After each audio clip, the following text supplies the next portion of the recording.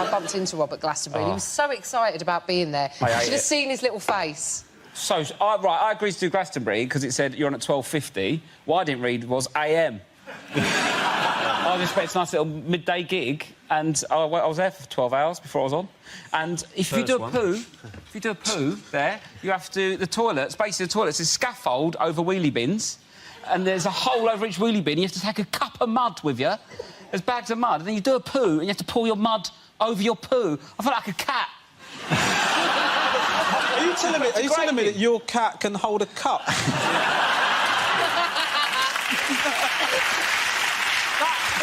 That toilet situation is just...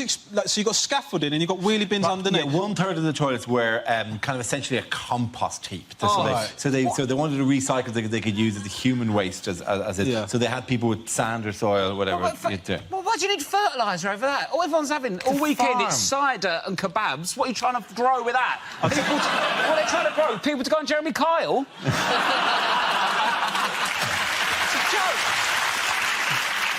My mum had a house in Sri Lanka, and she had one of those toilets that just go straight... The poops go straight into the ground, and that she had mango trees behind the toilet. The mangoes were absolutely enormous. I've never seen... They were much bigger behind the toilet than they were anywhere else in that whole bit. But my mum didn't allow us to eat them because she said they're poor mangoes. Like, no, we weren't...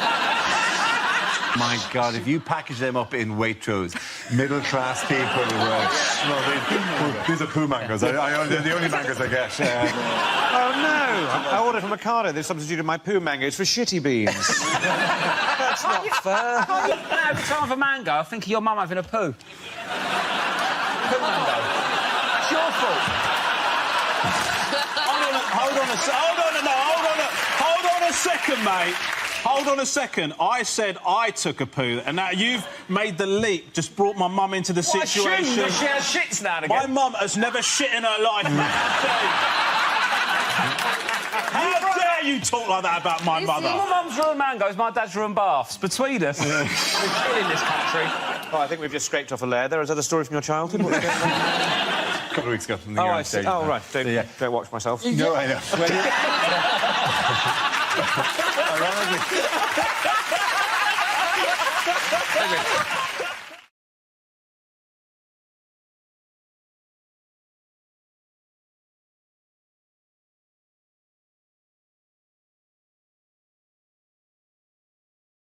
Now we come to scenes we'd like to see, so if everyone can make their way over to the performance area. I'll read out this week's topics, and then we'll see what our panelists can come up with.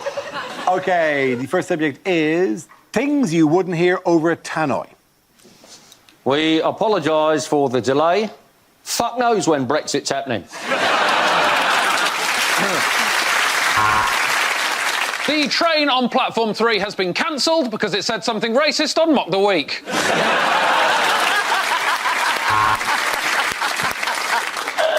Please do not leave your children unattended. Unattended children will be removed and destroyed. And if you look out of the window on your left, you will see Christ the Redeemer, because I've crashed the plane and this is the afterlife.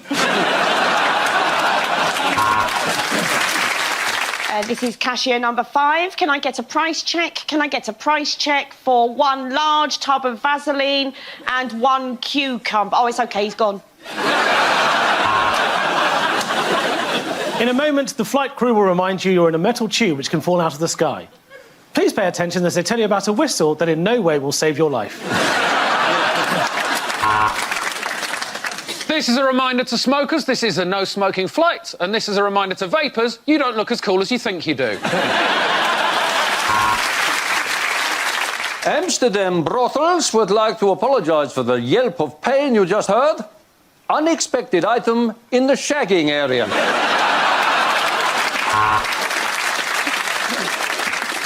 Hello, this is your pilot speaking. Just to prove that I am not too drunk to use the tannoy, Jeff.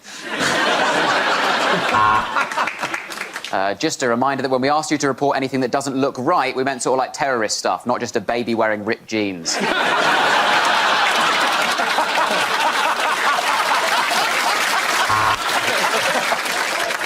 To avoid congestion, please walk right to the end of the platform, through the tunnel and to the next station.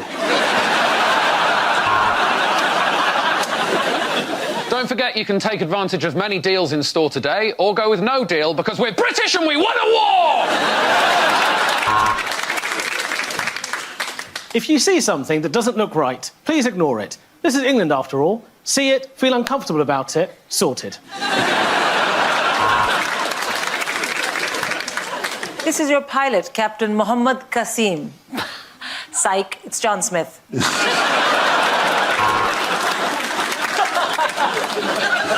This is an announcement for the man in the petting zoo. Heavy petting is not allowed. Get your tongue out of that llama. And we've just pulled out of Paddington. Nobody expected the third film to end that way.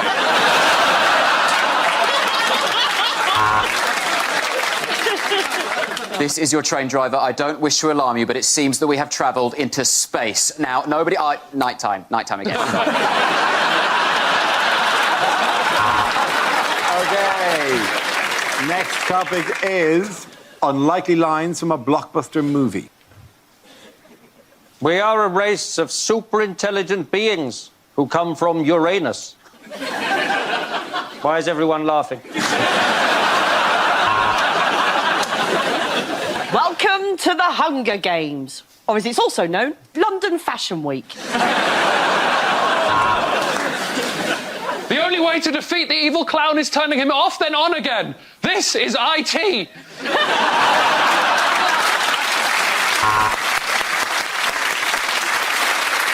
Look, Rose, the way I see it, the ship is sinking and we're all going to die, so bum stuff?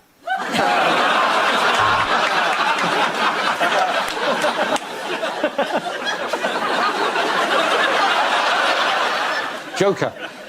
A comedian becomes psychotic because people don't find him funny. Just a little warning, that's all.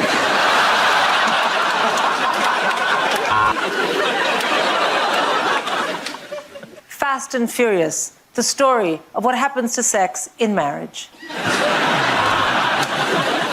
No, of course I'm not Mad Max, not with this cold. I'm Lemsip Max.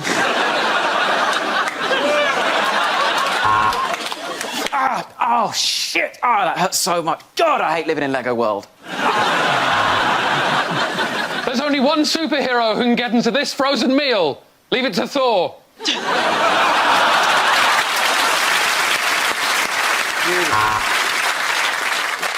My name is Maximus Decimus Meridius. Sorry? Yes, I did go to private school. How'd you know that? Dude, where's my car? I traded it in for a bike. Oh, piss off, Greta.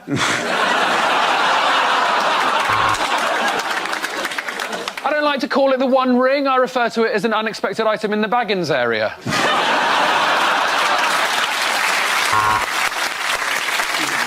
I think this could be the beginning of a very beautiful friendship. Look, he sent me a dick pic. Woody, Buzz, you're not the only toys that come to life. I belong to Andy's mum, and my name is Rampant Rabbit.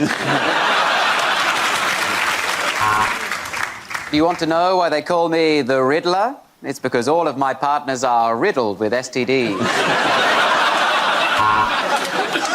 I got this role because Romesh couldn't make it.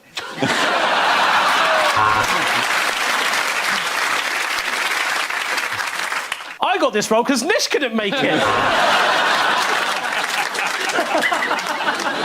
At the end of that round... And the point's going to end. Ishan and Sindhu.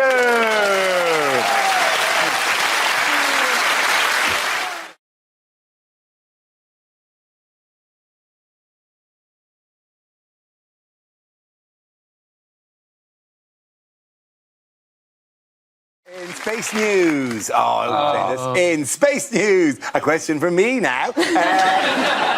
In space news. What has been concerning scientists this week? Oh, is this really space news, or is this just something Brian Cox has texted you?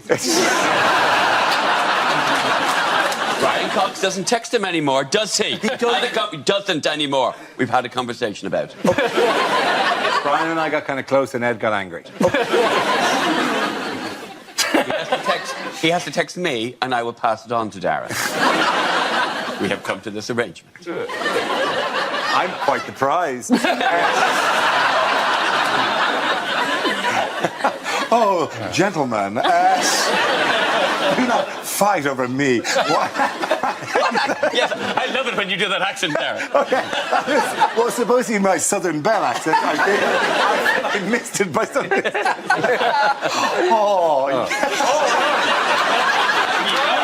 Really? Not good at accents. But let's give it one more go.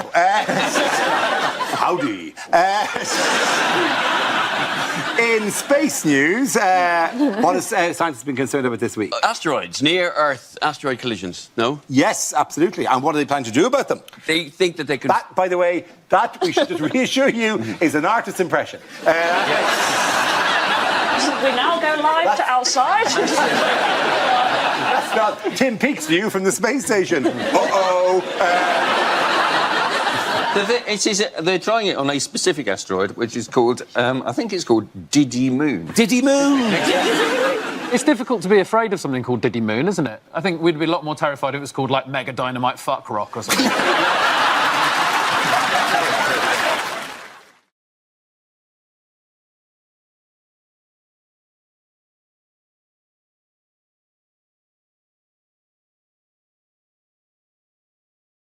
An unbelievable headline. Miliband fails to look normal while eating a bacon sandwich. That was the news in the event that day. I like that they said his advisors stepped in. But I just imagine they stepped in and open wide, Ed! I think this is good PR for him, because although they actually say that people who eat messily are very good lovers, and also they're covered in crumbs that you can use for snacks. What does it matter if you can't eat a bacon sandwich? My dad's well good at eating sandwiches, but he'll be shit running the country. He upset everyone, didn't he? Because he upset people by eating it badly and looking unpleasant, and he also upset the Jewish community, of which he is part, by eating a bacon sandwich. He's like, for his next PR thing, he's going to hold up... He might as well just hold up a picture of Margaret Thatcher and eat a packet of Frazzles on Ramadan.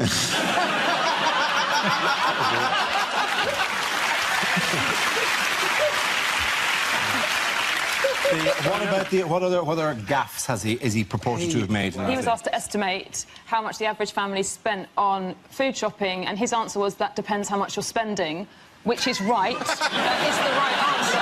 And then everyone went off on one. And then they said, oh, I want a number figure. And he said between £75 and £80. And they were like, oh, no, actually, you're out of touch. It's £100. Yeah, if he had said £150, we would be tearing a strip off him, like, oh, what are you eating? Caviar? It's like when you're guessing someone's age. You always go under what you think the actual answer is. Always go lower. You don't go, what, say you're 50, 55? What? I'm still in the school uniform. The reason it was so cheap is in fact what he does is he buys a lot of reduced price stuff that is way past its sell-by date in case his brother comes to visit. My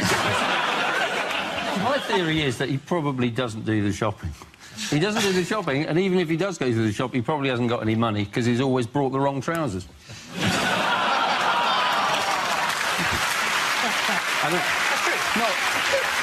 I had to think about that joke for quite a long time before I launched it. I don't want him to know how much groceries are. Like, I know that. I want him to know about things I don't understand, like the economy, healthcare and spelling. Yeah. We spend too much in my house because my boyfriend's obsessed with nectar points. So he buys whatever gives you extra nectar points because he thinks if there's an apocalypse, the nectar points are going to outlast sterling as currency. He might be right. You can't do that because technically you're an unsecured creditor of the supermarkets, because I got wiped out on my Nando's card. I built up 2 chickens and then they changed the point system. I was absolutely livid. And I hope you're watching, Nando's. I haven't been back since. I'm a man who takes chicken very seriously. That is like, if that was a joke, you would have said more than 2 chickens. It was clearly so small an amount that came from the heart. There is no humour there. That is just genuine anger. I'm not so bothered about social justice and the NHS, but if I'm owed a free chicken, I bloody well want a free chicken.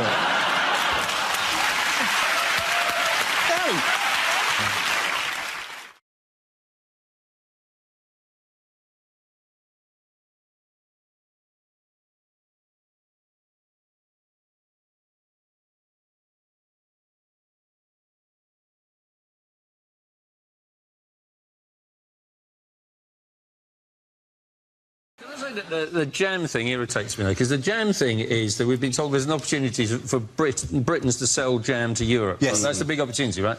And all the Twitter comments were trying to sell jam to the French, all the French provide all of that. But they do, but we make really good jam. We make really, really good jam. I hate this thing. Doing down the country. Yeah. No, whereby everything that comes from France is more sophisticated. Their jam just comes from a big jam factory near Marseille. I mean, when I was a kid, we all thought ski yoghurt was incredibly sophisticated. It was made in Swansea. When you started that, I thought, where's he going with this? And it's just like, oh, he just loves jam. French jam is really complicated. I mean, it's not good because you go to Waitrose. Jesus Christ. You just want a jar of raspberry jam. Can you find it? You can find framboise. What the fuck is that? It's food. Oh, OK. Oh, very similar topics. I once went to a buffet in Reading, and that's not even the joke. It was organised by a woman called Wendy, and it was so beige. It was so bland. It was like a buffet representation of Reading.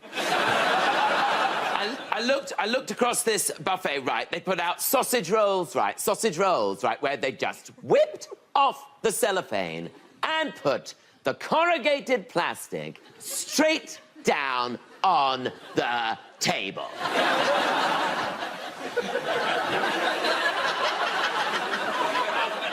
Like we were dogs!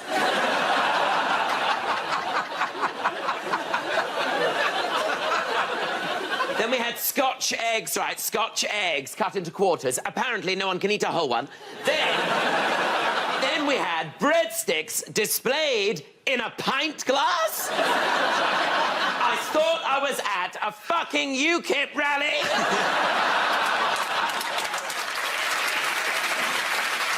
Then she starts putting down cold pizza slices next to wontons. No one's mixed Italian and Chinese cuisine like that since Marco Polo. Then she brought out the quadrant of dips. You know, the 4 dips. The 4 dips of the apocalypse. The white one. The other white one. Then there's a green one. What's that? Guacamole. Then there's a pink one. What's that made of? Sillet bang? Nobody knows. I was just glad to have something made of some sort of colour. Anyway, it was a terrible buffet, but thank you very much, Wendy. Who made a typically colourful speech at the conference? Can I just ask one question? Oh, my God. Is it how they get the little safety thing to go down? Why isn't there orange jam? Marmalade is... No, that's not jam. That's got bits in. Yeah, I'm happy to move on as well. And I'll give you a clue. The answer is Boris Johnson. Who? It was Boris Johnson. Shut up, I have to ask the question first.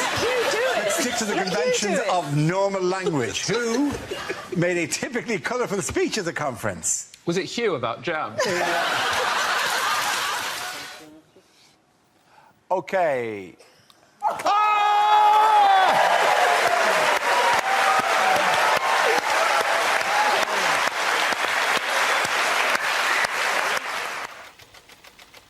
The topic is drinking. Now, according to police, right, apparently in nightclubs, 1 in 20 drinks are spiked. Now, I was thinking this could give you a little excuse not to go into work the next day. Phone up work, I can't come in, my drink was spiked. How do you know?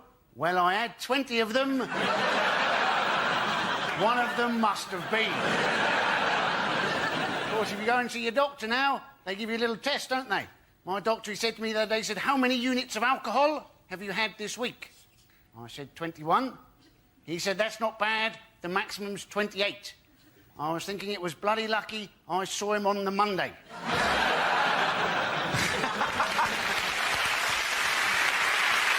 OK, let's see what we've got left for Frankie. Let's spin the wheel again. And it's drinking. As a teetotal alcoholic, that should be quite good. I drink energy drinks now. It's good that they've finally managed to can anxiety. It's good that there's a drink that gives me the resting heart rate of a serial killer who's just spotted that there's a sale on at B&Q. I hate this thing where Guinness always go, oh, we're the national drink of Ireland. Yeah, you're the national drink of a nation of alcoholics. That's like saying that you're Gary Glitter's favourite search engine.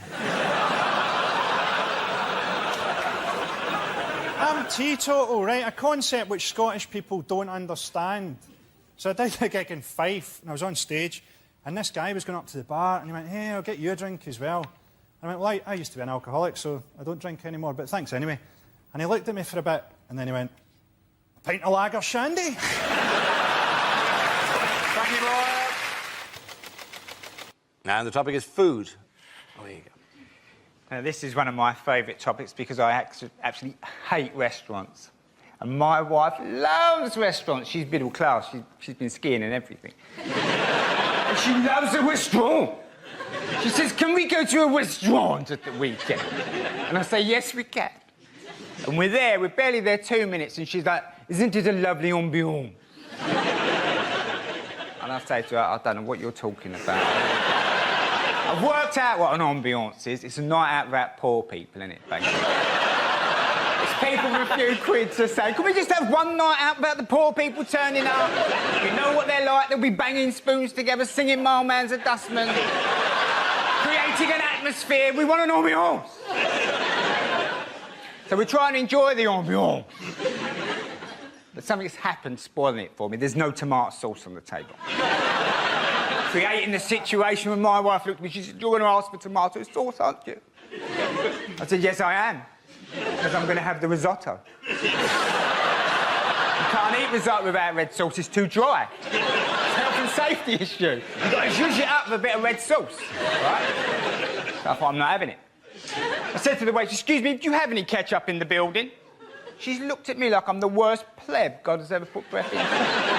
She went off to the kitchen and I saw her making her way back with a pot about that big, about 2 chipfuls of tomato sauce. I thought, oh, here we go. She's tried to put it down and walk away like she's doing a drug deal or something. And I stopped her. I said, hold on, love, don't rush off. And I took a sip of it. And I looked at her, I said, yes, I'll have a bottle, please. Things you wouldn't hear on a TV cookery show. Hi, I'm Nigella Lawson, and before I bake any cake, I like to chop my flour into lines. You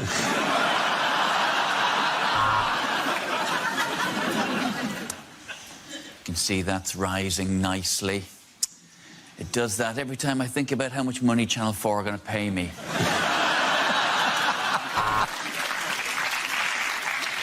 Hello and welcome to Can't Cook, Won't Cook. Today we won't be making anything. Goodbye. Coming up next on Saturday Kitchen, whatever we want, because we know you're too hungover to change the channel.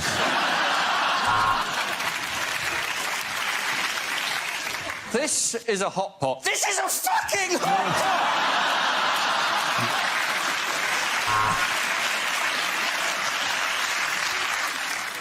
So, if you want to bone a chicken, what you need to do, take it on a couple of dates, and then invite it back, put on some romantic music, and let nature take its course.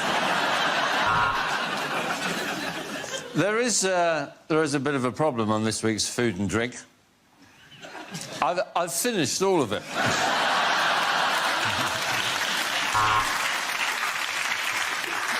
This is a Thai chicken curry, or as I like to call it, hot Asian cock.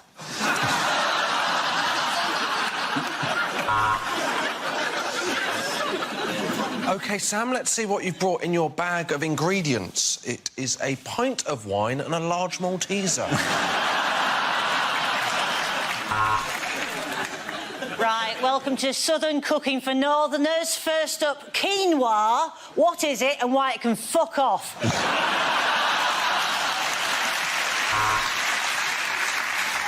Well, if you're going to pop it in, don't forget to cover it first. I didn't, and that's why I'm making paternity payments.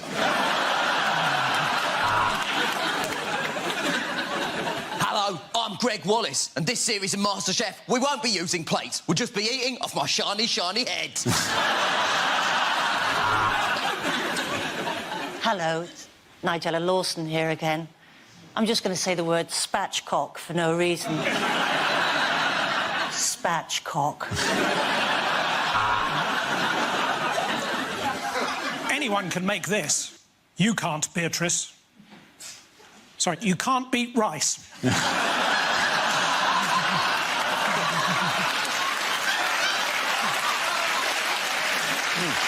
Let's just all go home. Yeah, let's just go home. Welcome to Great Indian Bake Off. I'm Paul Bollywood.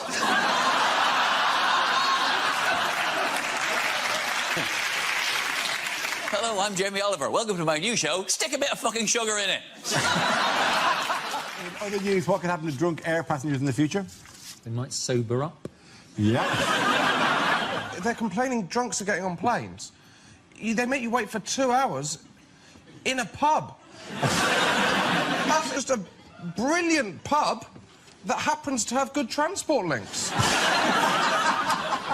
It is true, though, isn't it? It's the only time you see people sort of 3 o'clock in the morning in an airport pub just going, oh, I'll have a bacon sandwich and 4 pints of Stella. That seems to make sense, doesn't it? We're here. As soon as you take away windows, all responsibility goes, doesn't it? It can be any time I want it to be. Totally agree. I saw a guy, this was out of order, 7 a.m, having a Wagamama's. What the hell are you doing? You're right. What is going wrong in your life? There's a guy drinking Guinness, looking across, going, he's got problems. It's only a problem on planes, though, isn't it? It's not a problem in airports, is it? And it's only a problem on planes if you get so drunk that you go, right, you, outside, now. But they always say that people get drunk and try to open the doors. Presumably you can't actually open those doors. I don't think somebody can just run around. The doors, obviously, they can't be open, otherwise we'd all still be on the last plane we got onto.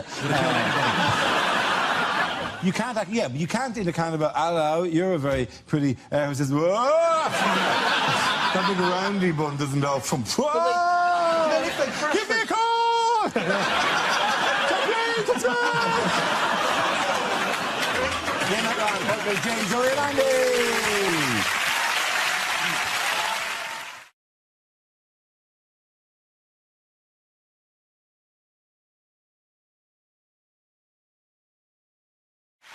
We start with a round called If This Is the Answer, What Is the Question? On the board are 6 categories. Holly, which category would you like? Can we have home news? OK, home news it is. The answer is no. What? What is that going to be about, I have no Nora? idea what story this could possibly refer to. What is the question, Holly? Is it UKIP's immigration policy? Is it, do Man United have a defence? Is it, how should you not answer the question, did you pack these bags yourself? Is it, what is the least uttered word in a porn film?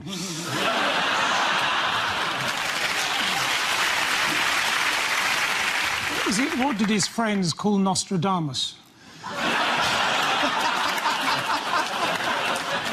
Is it, what type of oil painting is John Prescott?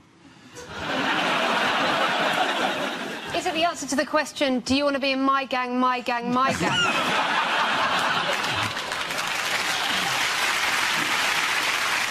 Is it, can Tesco's financial director count?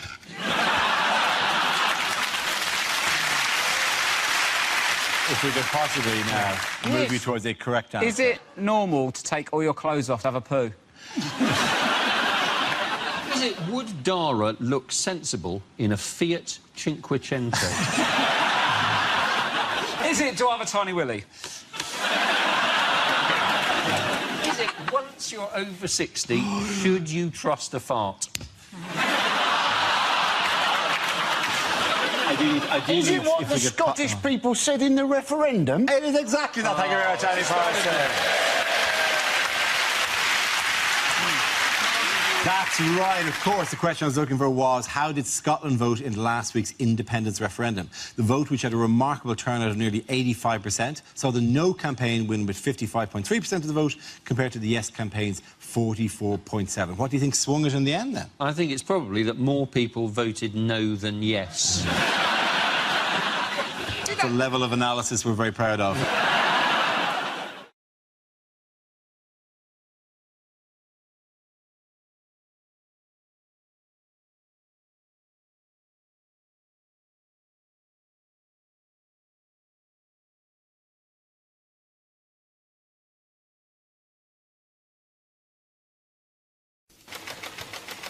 The first subject is health. Can I have somebody in that? Andy Parsons. That's one hell of a gingerbread man, isn't it? According to my doctor, she was saying that I've got an underactive thyroid. She said one of the symptoms of this was lifeless hair. I said I may have had this for a while. Doctor said I was borderline overweight. I said, surely that also means I'm borderline ideal.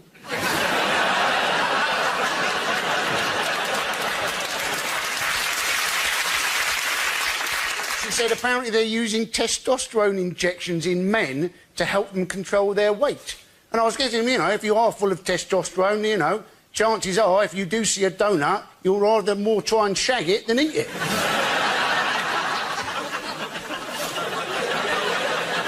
And apparently bald people, what they're saying in the research is that bald people aren't in fact bald, their hair is just sleeping.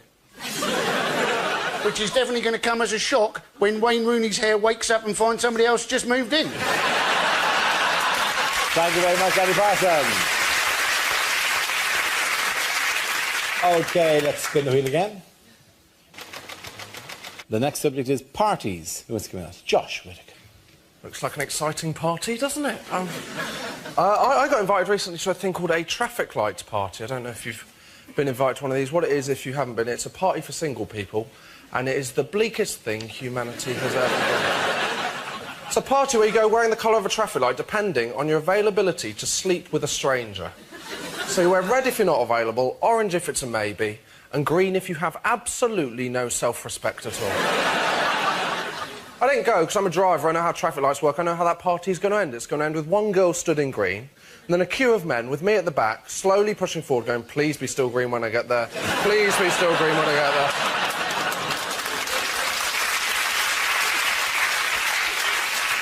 Also, I'm a driver, I've driven with people. When they see orange, they'll just go, well, that's essentially green if I go out fast enough, isn't it?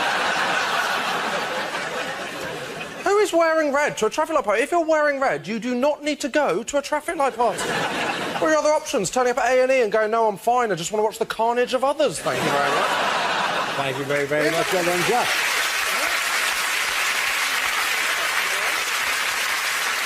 So that leaves us with Milton. Let's see what you've been left with. Let's spin the wheel. Topic is history.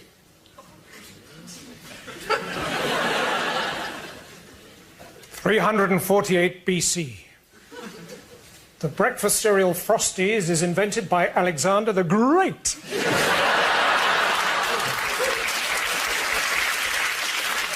(303 AD). St. George slays the dragon with his new invention, the sword. The other dragons offer him all the money for 20% of the company.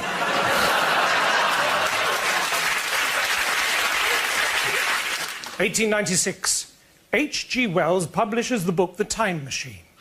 1897, H.G. Wells writes the book The Time Machine.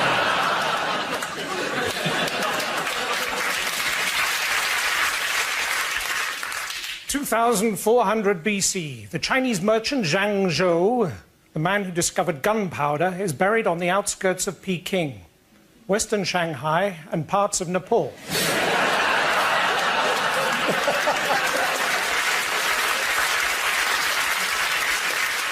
1571. You have no new messages.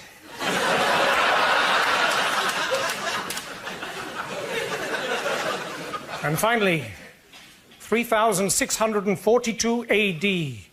H.G. Wells is born. Thank you very much. Well done.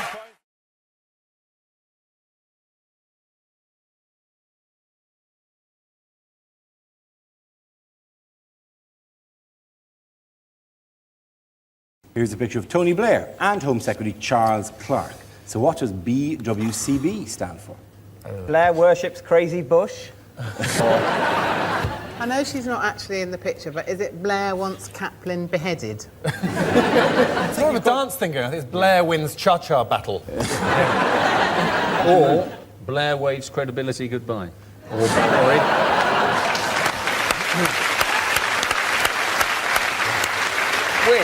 they clapped, even though goodbye begins with a G. Is Charles Clarke in the background there, or is he just a tiny wee man who lives underneath Blair's armpit?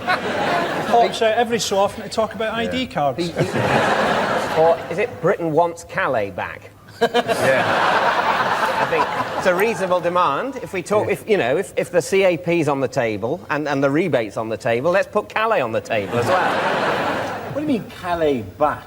When did you have Calais? We had Calais. Agincourt, have you forgotten? We had Calais right up until quite a long time ago. Calais fell during the reign of Queen Mary I, and she said she died, she had Calais written across her heart. It was ours. What have you ever owned? Well, we had some stuff, then you came along and took it. And now we're slowly trying to get it back off you. So I don't advise doing this for France either. Yeah. So you had Calais for a while, and you think now this is the right time in which to redemand the return of Calais. That's why the Channel Tunnel comes up there, really. It's for troop movement. It's to get... The sudden march on Europe by the panel is quite scary, isn't it?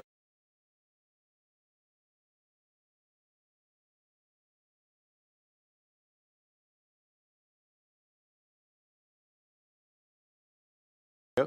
Let's spin the wheel. The first subject is journalism. Who wants to come in that? Glenn. I always wanted to be a journalist, even when I was a kid, even when I was on my gap year, backpacking around Surrey. I remember the day I told my family I wanted to be a newsreader. I was at my nan's leaving drinks, which sounds a lot nicer than wake, doesn't it?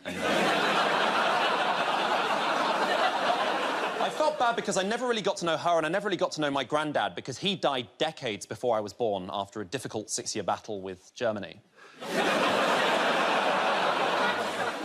remember my grandmother told me just before she died, she said, Glenn, it doesn't matter what you achieve in life. It doesn't matter what you achieve. As long as by the end of your life you're happy and you can afford your own bed, that's all you need. That's the last thing she told me on her death chair. I used to love being a newsreader. Before that, I was a roving reporter, and it was great fun. I got to travel the world, got to learn new languages. Before that, I couldn't really speak any other languages. I could speak some French. I could say, like, hi, my name is Glenn. I would like 2 baguettes, please, but apparently that's still English.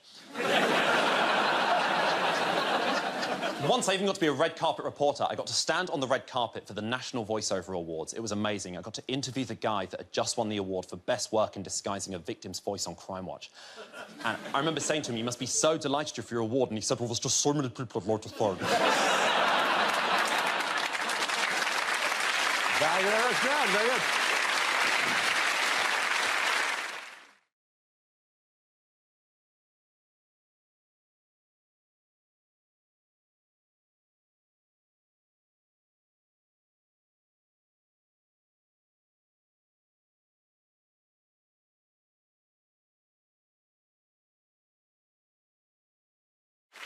Things you don't want to hear from your flatmate. That's my milk in the fridge. I squeeze it out of my tits with a vice.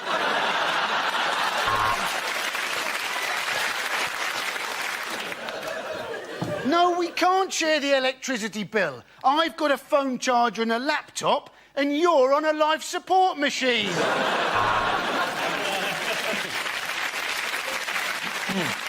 My last flat was just like Friends. Have you seen the one where Joey kills everybody? I love talking to you. With you, I can... be my real self.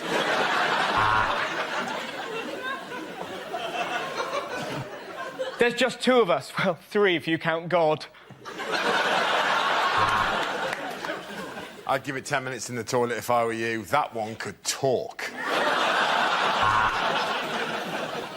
Well, if you don't think I'm a nosy bastard, why did you write that in your diary?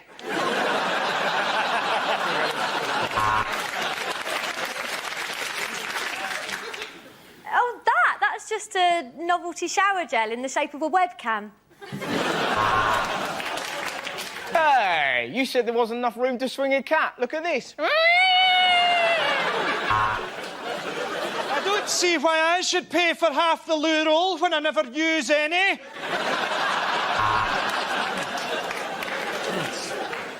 I tell you what, that Hoover is powerful.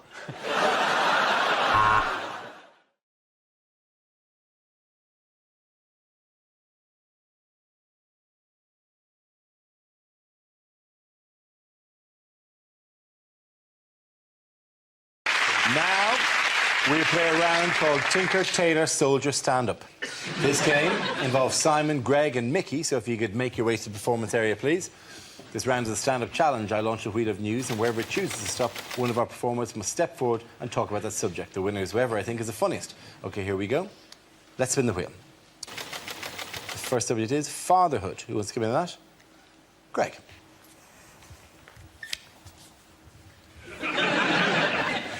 Yeah, my father has taken fatherhood in a very strange direction in the last few years. And it started about 3 years ago at Christmas when he announced to me, and this is a quote, and all of what I'm about to tell you is entirely real. This happened. He said to me, "Son, I am 72. I said, "I'm aware of that." He said, "Yes. I've decided from now on I should start behaving exactly as I see fit." And I said, "Well, I would welcome that." He said, "I'm glad you agree, because when you come home for Christmas, you'll discover this year that I am wearing a Christmas outfit." I went, "All right then." I got home and, true to his word, he was wearing a Christmas outfit. I swear to you, it was one giant pair of white underpants that stretched from his knees to just below his nipples, and a novelty Santa hat with a flashing bulb on the end. And he came downstairs, and this is a quote, "Do you like?" I said, "I find it a bit challenging." He said, "I don't give a shit what you think." And he went off to eat some cheese. This is where it gets weird. I went out that night with some of the people in my hometown. Midnight, anticipating me coming home, my mother tells me he did this. He went upstairs in his panter outfit. He went to my mother's sheet drawer, for she has one. He took out a double white sheet, he placed that over his head, he went out into their garden and he hid in a bush. With a view to giving me, his then 40-year-old son, a bit of a scare. Presumably, my mother is so sick of his shit, she decided not to tell him something that she full well knew, that on that occasion, I'd stayed over at a friend's house.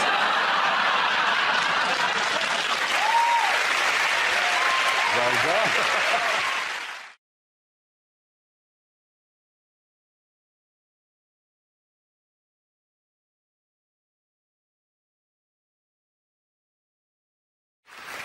The answer is £100 a day. What is the question? Is it according to the Sun, how much does the average beggar make a day? You're ruining by saying a day when it's already got a day in the answer. Is it? Let me have another crack at that Your one. repetition of a day. Ed's like say the- it without a day and I'll watch. What's happening? Well, I was just about Hang on a to. minute. Ed's turned into like the Microsoft paperclip. He's trying to write his letter. You're doing it wrong. Are you doing a list? According to the Sun, right, what does a beggar earn?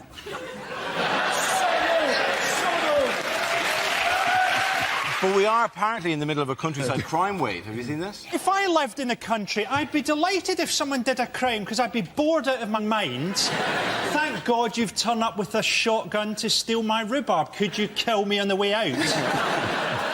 Some bloke sold rhubarb from an allotment. You have to tag it. Just Why don't they tag it? Imagine the phone call. Just some deranged. They've taken it. It's gone. My prize-winning marrow. Is there no God? You have. Surely you have to could just feel put rhubarb down his sleeves and then go.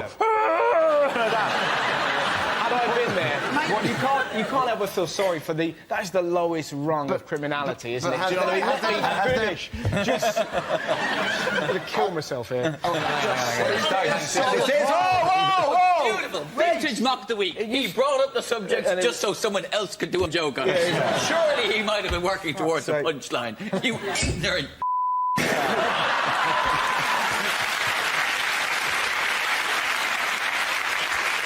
Jesus. Can we get a higher chair for the joke umpire? I have a feeling the Microsoft paperclip's taken some cocaine, but... I like it. That's great. Little animation of the paper go... Yeah. Good, yeah. That's a really good letter. The point I was going to make is, surely, right, fellas, but surely, if you're a bank robber, you're sexy, you're dangerous, you can get diamonds for your lover. If you steal from allotments, what hope have you got, you know? You've got dirt underneath your fingernails, all you have to offer is broccoli. You know? Hey, a woman who's going to have sex for broccoli is going to be dirty. I was wondering if one of the reasons they were trying to steal... Wouldn't that be... Hang on, sorry to interrupt you, Andy, but wouldn't that be the...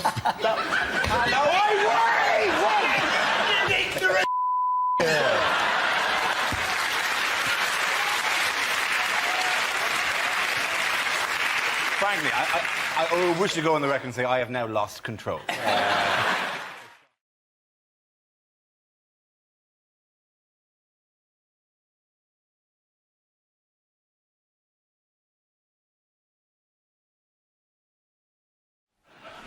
There were protests around the world over an offensive cartoon about the Prophet Muhammad, originally printed in a Danish newspaper. In Beirut, the Danish embassy was set alight, and as the flames reached the kittens... Let's do that again. The flames did not reach the kittens. What are you doing in this Danish embassy? Meow! The beautiful human interest story of just kittens pawing at the window. But who shall save the kittens? I know, the Powerpuff Girls. All right. There were protests around the world over an offensive cartoon about the Prophet Muhammad, originally printed in a Danish newspaper. In Beirut, the Danish embassy was set and for sakes. All I can see are their little faces.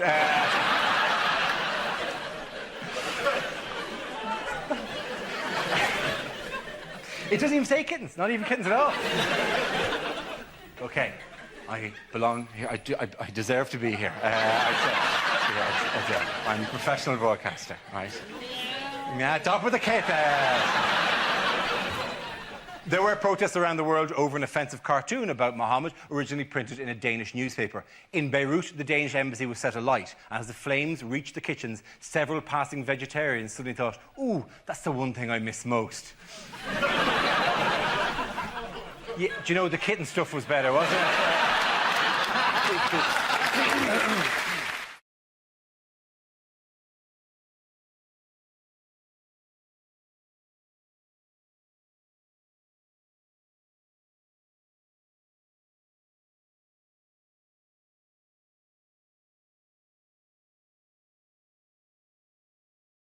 OK, here we go. The first subject is things you're unlikely to hear on a quiz show. Here is your starter for 10. Spring rolls, sesame toast and chili balls with pork. Hello and welcome to Ask the Family. Mr. Fritzl, where's the rest of them? Hello, we're Ant and Dec, and welcome to Double Our Money. Double Your Money. I'm Anne Robinson, and if my Botox wears off, my face will turn into a scrotum. Look at what you could have won if you went to school.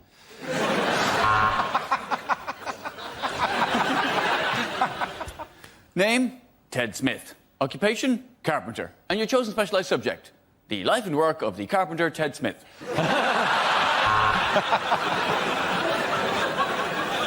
For £1 million, complete this well-known phrase. The... like a vowel, vowel, vowel, vowel, vowel. Zzz, is the answer. I'm Richard Whiteley.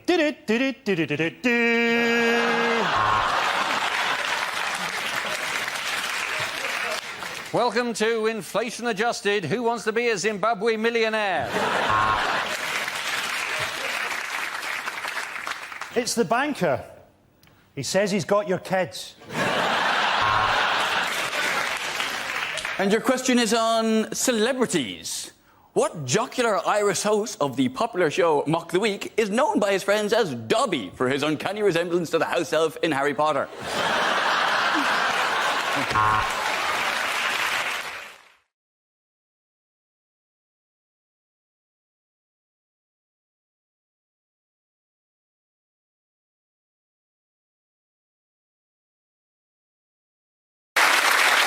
Why are retro gadgets like this suddenly all the rage? This apparently is very popular now. What? That's a camera rig. Yes. Are you genuinely? Have you never seen these? Yeah, I've seen them before. I was doing a joke. It's a comedy show. Heavens for that. Let's have your shock face. And that's good, isn't it? Wait. Yeah, see, this is why we stopped using this shit. Off, on. Yeah. Well, you have to put your eyes on it. There we go. Now we wait an hour. So why is this apparently now? Well, apparently all these retro gadgets are coming back. People want to... But I think it's just the government telling us that to prepare us for after Brexit, where we go back to dial-up internet and leeches for medicine. Absolutely. Yeah. Do you remember all the good old days where you'd have, like, pineapple on the shelves of your supermarkets and things like that? This is how they used to film Mock the Week. Series of these, photos, and then they, and Frankie would scowl in a few of them. The piece of sort of arcane technology I want to come back is the little clip-it thing that used to appear on Microsoft Word and always ask you if you were writing a letter, even when you were never writing a letter. I love that you call that arcane technology. I was about 25 when that... It's made everything easier. Social media has made everything easier. People slag it off. But if my dad wanted to look at his ex-girlfriend's holiday photos, he had to break into Boots. My friend said the other day, my son gets bored waiting for an app to load. Oh, fuck off. I'm talking Sunday afternoon in the 80s boredom, when it's raining, you've read every book in the house. I grew up in Maidstone, that's a Mills and Boon and an Argos catalogue. And then when you think your day can't get any more boring, your dad would go, get in the car, we're going to go and visit someone. Sunday afternoons in the 80s, honestly, we used to visit people for no reason other than to ruin their day. You know what? We never told them we were coming. Honestly, the only people who phoned ahead in the 1980s were the IRA.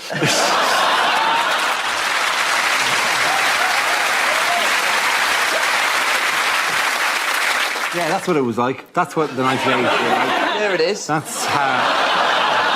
Are we in there? We've got. Dara. That looks like the photo they would use if you were embroiled in a Me Too scandal. It's like the last photo before you went missing. Oh, God. All right, Jesus. Did I go missing because of the Me Too scandal? All I'm asking is if you've seen my son... Oh, mate. And I mean, he may just be masturbating. You can just see the missing persons helpline number. That is masturbated all the vitamins out of his body. That is like one of those old Victorian photographs that prove the supernatural. It looks like a kids' movie where you play the fun vampire. Casper the French. Oh no, it's the ghost that bullied Casper. I don't know what's happened with this, but I'm not saying the past was more racist, but I appear to have been turned white. Wow,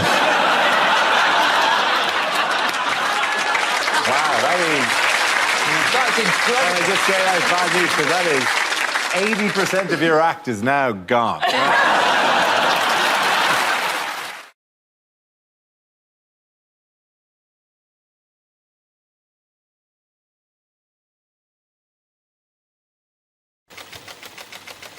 Alternative lifestyles. Who wants to come in that? Zoe.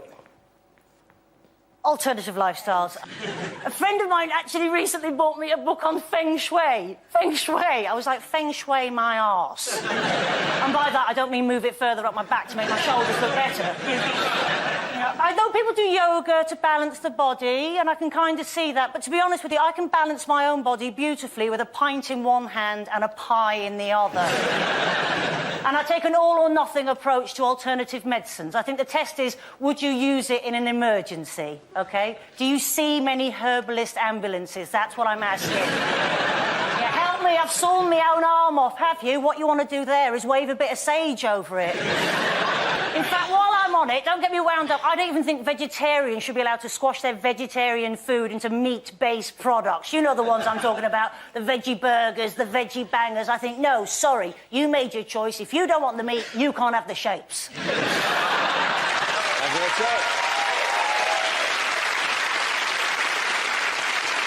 OK, let's spin the wheel again. The subject is fatherhood. Who wants to come in on that? Al. I'm a dad, and I can tell you already that child needs discipline. I'm a dad. I like being a dad. It's good fun being a dad, but I love mums as well. I'm a big fan of mums. My mum's one, and my wife's one, and lots of my friends are mums. And for a whole night, quite recently, I thought I might be a mum. I'm not. I'm a dad, but here's what happened. My wife went out for some drinks with some other mums, and I stayed in and had a really nice bath and a glass of wine. Yeah, I had a mum's night in. Brilliant night in as well, mums. I can totally see why it caught on amongst the mum community. It's great. It's much better than being out in a pub talking to idiots about nothing. I really enjoyed it. Quite disconcerting as well. I got out of the bath and just got the towel and twisted it around on the top of my head like that. Got up the next day and bought a little Citroen Zara Picasso. But I know I sound like a cliched dad when I say this, but genuinely, our little boy is properly gorgeous. He is. He's blonde and blue-eyed and really good-natured, and sometimes I'm just walking him round to the park, holding his little hand, and I'll just be swept away by how beautiful he is, and I'll just catch myself thinking, oh, my God, you are so gorgeous. If anything happens to your mum and she dies, we are going to look so attractive. Well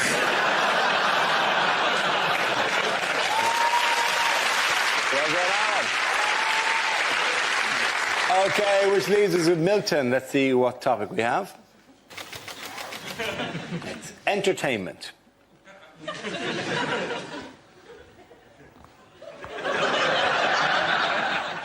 I was watching Blue Peter the other day, who's a neighbour with really bad circulation.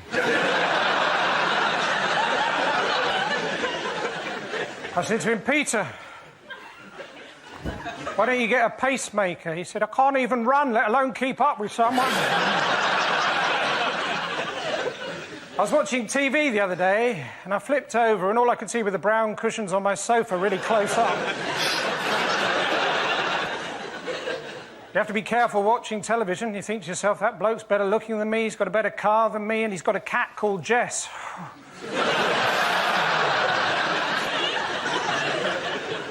My favourite film is the French film And. I think it was released over here as E.T.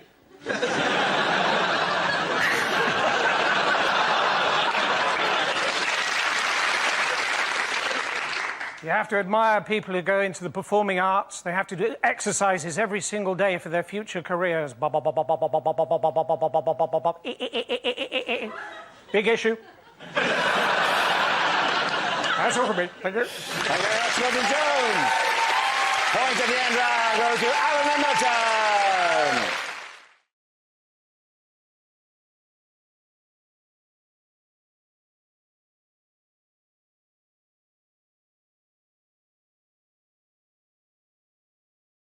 This round is called, if this is the answer, what is the question? On the board, 6 categories. Joe, which category would you like? Sport. Your category is sport. The answer is 250,000. Is that the amount of Iceland dinners the robbers took from Kerry Katona's house? I think there's a point where they came in. Do you have anything other than drumsticks? Is there anything that isn't breaded? Is it what world ranking is the British tennis number 5? Is it how many calories in a Scottish salad?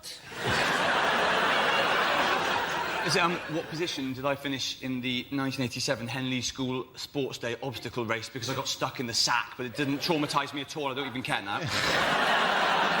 Is it, if you phone up British Telecom, which position in the queue are you likely to be? Is it what percentage of people failed O-level maths? Is it?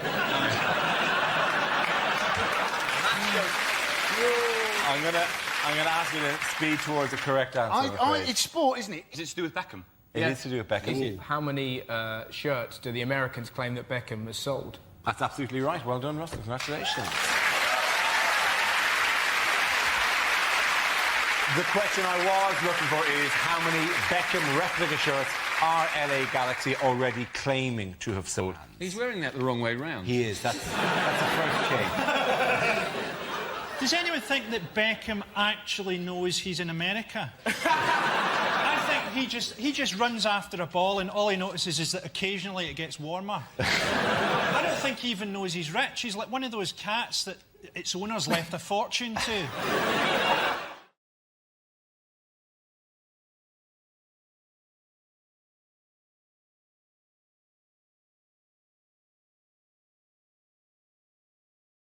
Can we move on to the actual meeting itself, the Conservative Party conference? How has that gone? How have the Conservatives, in the light of all these scandals, won back the hearts and minds of the British public? Cameron wants to bring back the idea that you'll have your own doctor again. They want to extend GP hours and also have you don't just see the annual GP, you'll have your own GP, which I like the idea of, because my surgery, you don't know which one you're going to see. And sometimes when you arrive, we've got one of those electronic arrive for your appointment things, rather than talk to a receptionist. They feel there's a more efficient way of spreading disease if you all have to touch a screen. and sometimes it'll say you're going to see this doctor or that doctor, but sometimes it doesn't know. And one time I've gone in and it's actually gone, you are seeing Dr. Unknown. My old nemesis. We meet again, Dr. Unknown. People are worried about kind of immigration and employment. People are defecting to UKIP. And so to counter that, there's amazing policy, which is that if a parent or something dies and he leaves a pension, they're going to reduce the tax that you have to pay after death. You kind of think, what is that exciting in any sense? Yes. No. To rich people, that is enormously exciting. I don't understand it. What about zombies? OK. Zombies is a legal grey area. Do they have to pay it, or do they get a rebate? They don't get a rebate, but they only have to pay a lower rate of tax on when they draw down the lump sum that they had previously invested but not taken. Presuming they became a zombie after 75. Before 75, of course, they get the same series of monthly payments that I had leading up to the breakup.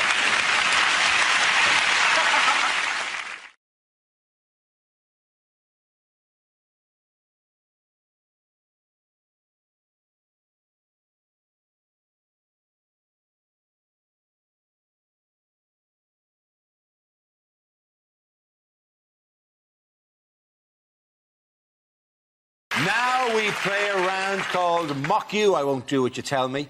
This game involves Milton, Mark, Patrick and Russell, so if you could make your way over to the performance area, please. This round is a stand-up challenge. I launch the wheel of news, and wherever it chooses to stop, one of our performers must step forward to talk about that subject. The winner is whoever I think is the funniest. OK, here we go. Our first topic, please. And it's travel. Who wants to commend that? Mark Watson.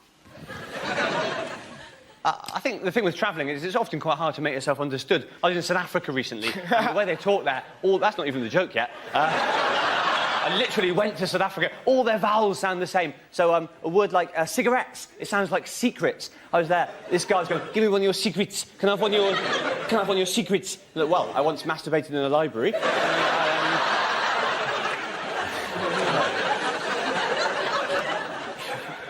But in a way, I do at least prefer it when it's me travelling. I get very nervous when people I know and love are travelling, like my wife. My wife is always in planes and stuff. I get very nervous in case something happens to her. I've even resorted to checking, you can track the flight on the website. So the other week, my wife was flying, and I was there following it on the website, and it says, in the air. I couldn't relax till it said, landed. Which I know, I'm not sure how reliable a guide it is, really. I can't imagine if there is a problem, they change it to crashed. Turned into a fireball, frowny face. Thank you very much, Mark. Well done. OK, let's spin the wheel again. The subject is international relations. Patrick. The world is a very dangerous place, and I think in order to bring more peace and to prevent war, what we need to do is to cancel the United Nations and stand down all armies. What we should do is we should replace it. Every government should have to open a Facebook account. Because Barack Obama opened a Facebook account to run for president, and a year later, he won the Nobel Peace Prize. It would be great. If every government had a Facebook account, the world would be a much better place. America and North Korea are now friends.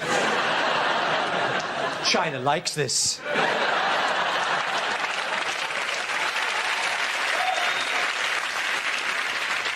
Hezbollah has poked Israel. The people of Palestine have written on Israel's wall. Osama bin Laden has tagged you in an album. Jihad 2001. America and Pakistan have gone from in a relationship to it's complicated.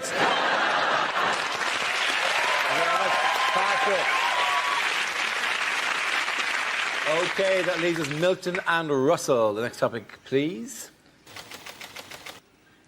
And it's etiquette.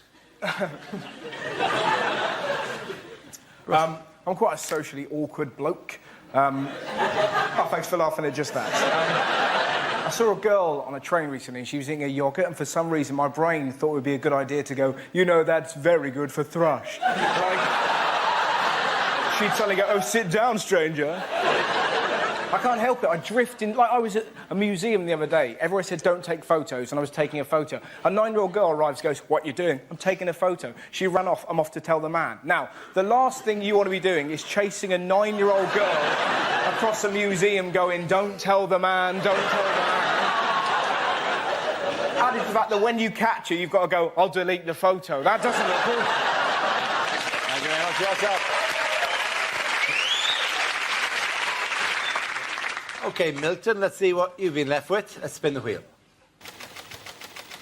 And the topic is health.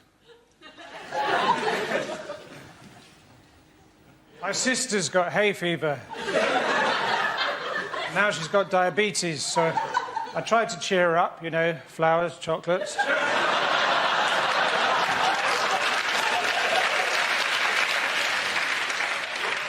About a month before he died, my grandfather, we covered his back with lard. After that, he went downhill very quickly.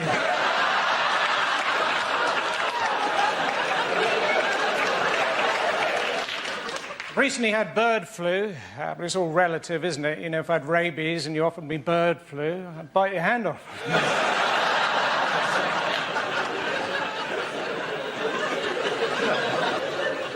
Last summer, I set up a clinic for colonic irrigation. But the hosepipe ban hit us hard.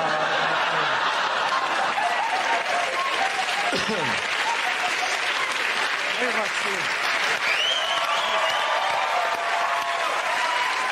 I think the points have to go to Milton and Patrick. Give a round of applause.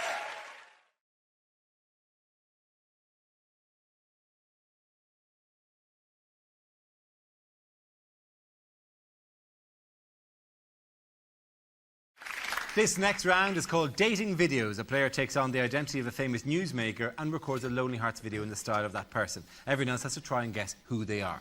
Frankie, could you please make your way to the performance area, please? And we can see your dating video.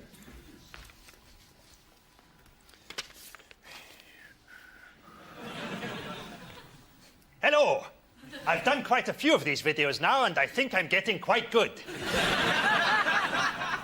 I'm looking for a woman with long, flowing hair and golden skin, all wrapped up in a thick black cloth. Look at these hands. They can disassemble an AK-47 in the dark. Imagine what they could do to you, baby. So if you want to get in touch with me, it couldn't be simpler. Just go to the Third Butcher on Qatar High Street and present this man with a falcon. He will know exactly what this means. Well done, Frankie, but who is it? Any guesses? It's Osama bin Laden. It is, of course, Osama bin Laden. Frankie, sit down. Hugh, I think you're up here. Can you take your position in the performance area, please? Let's see your dating video.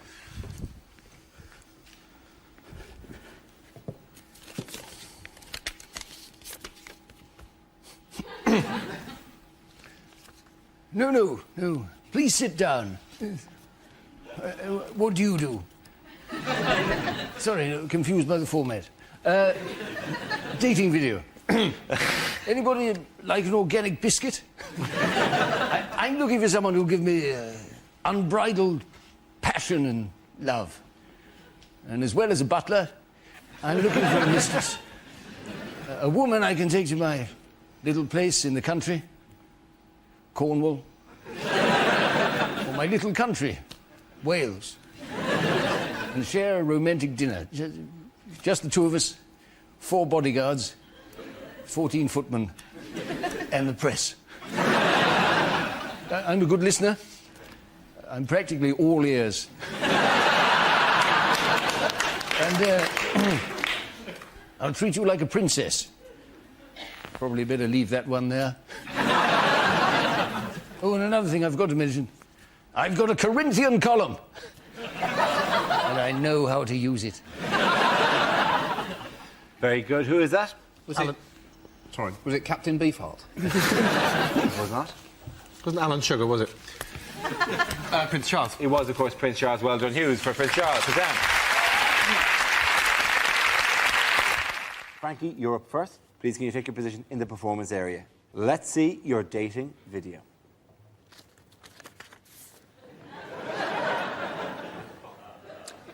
Hi. Would you like to see my puppies? I'm looking for someone with the soul of a child and the body of a child.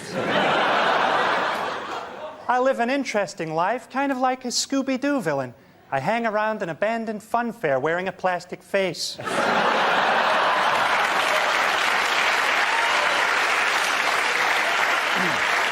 I've got a unique look, as you can see. The look I've gone for is Liza Minnelli's Halloween costume. So hopefully you'll get in touch before my face melts under these studio lights.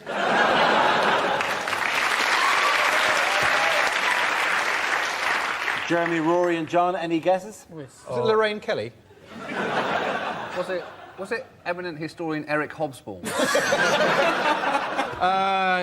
It must be Michael Jackson. It is, of course, Michael Jackson.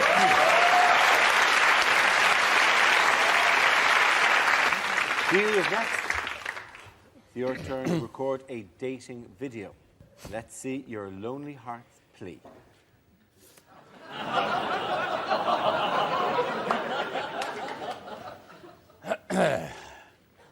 Right. Let me tell you a little about myself. In fact, try and stop me. Even now, you're probably wanting to congratulate me on one of the most sensational suntans in modern political history. But let me tell you, this has never seen a bottle of oil.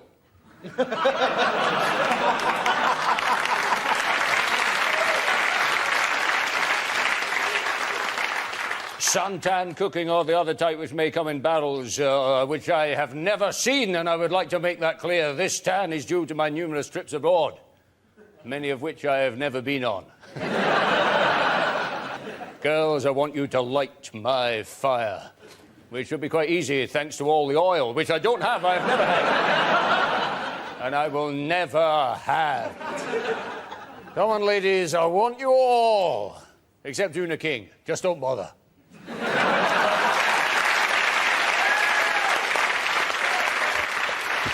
Are you going to go for it? George Galloway. It is, of course, George Galloway.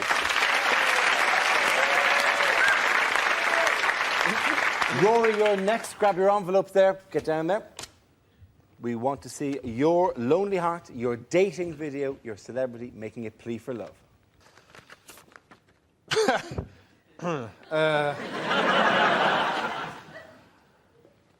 Bonsoir. Are you young, sexy, carefree? Neither am I!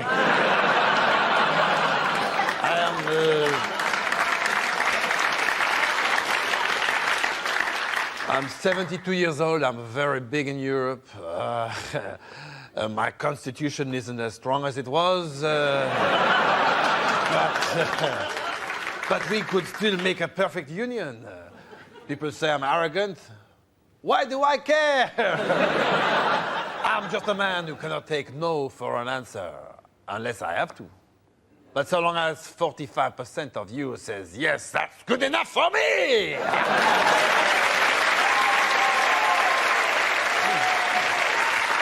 Any guesses on this side? It's Jacques Chirac. It is, of course, Jacques Chirac.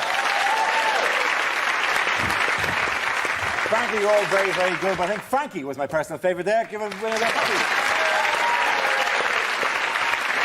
Frankie, I think you're up first. If you could take your place in the performance area, please. Let us see your dating video.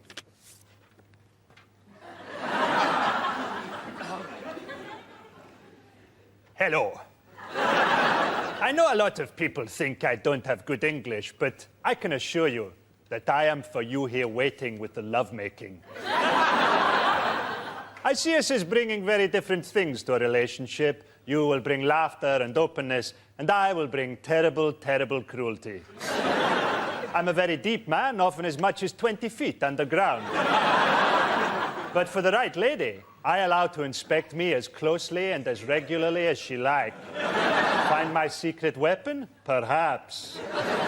You may have seen me recently in my pants and think that I'm well hung. Well, I soon will be.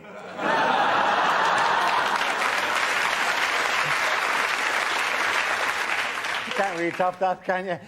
Any guesses there? Lorraine Kelly? Saddam. It is indeed Saddam Hussein. Very good. Well done, Frankie. Saddam. At last week's preliminary hearing, Saddam was asked if there was anything he needed before he stands trial. Yes, he said. Michael Jackson's lawyer. Rory, can you please make your way over to the performance area for your dating video? Let us see who's making a plea from the heart now.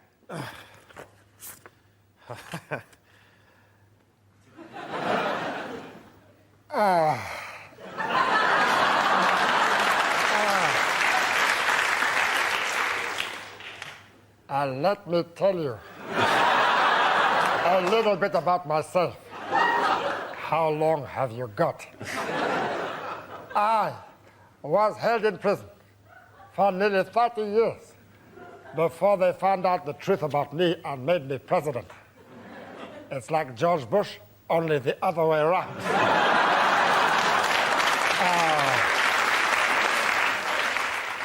I'm over 80.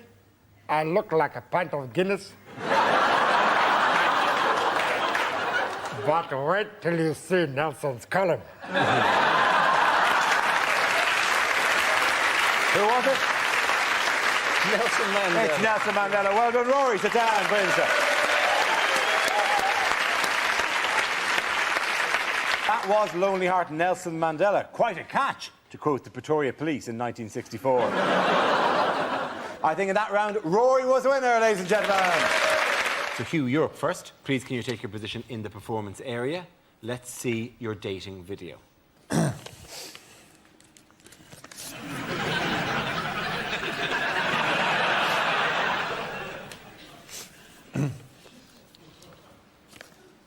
Hi.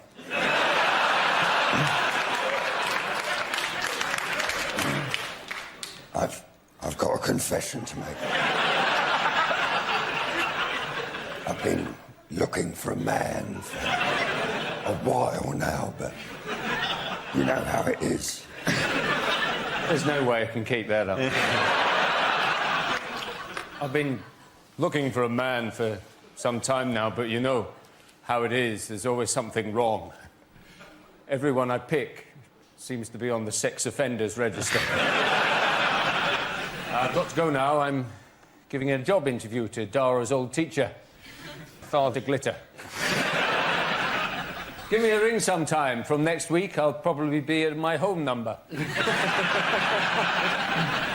Any guesses who it is? Is it Dame Margot Fontaine? It started out as Margot Fontaine, yeah.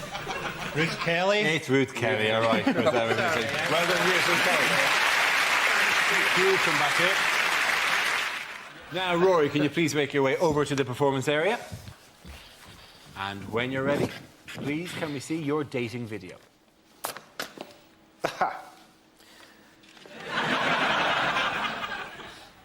Hello. Well, I'm Swedish, but then so is IKEA. Are you looking for a long-term relationship with lots of commitment? Nor am I. Maybe just your little summer romance till take us through the World Cup. I always have the second week free.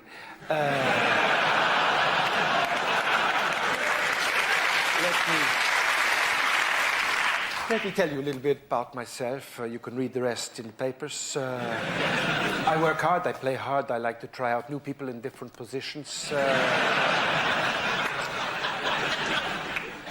In the evening, I like to curl up with a nice Italian, and I think I could manage you as well.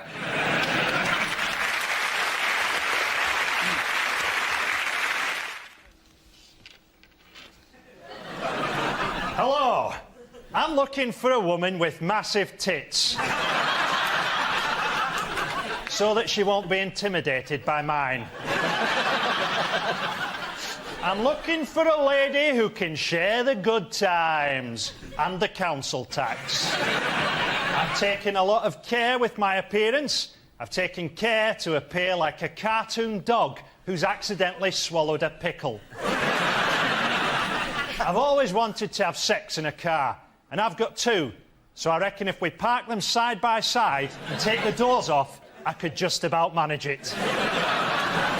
So, get in touch if you fancy friendship or something more, by which I mean intercourse. Would anyone like to give us a guess there?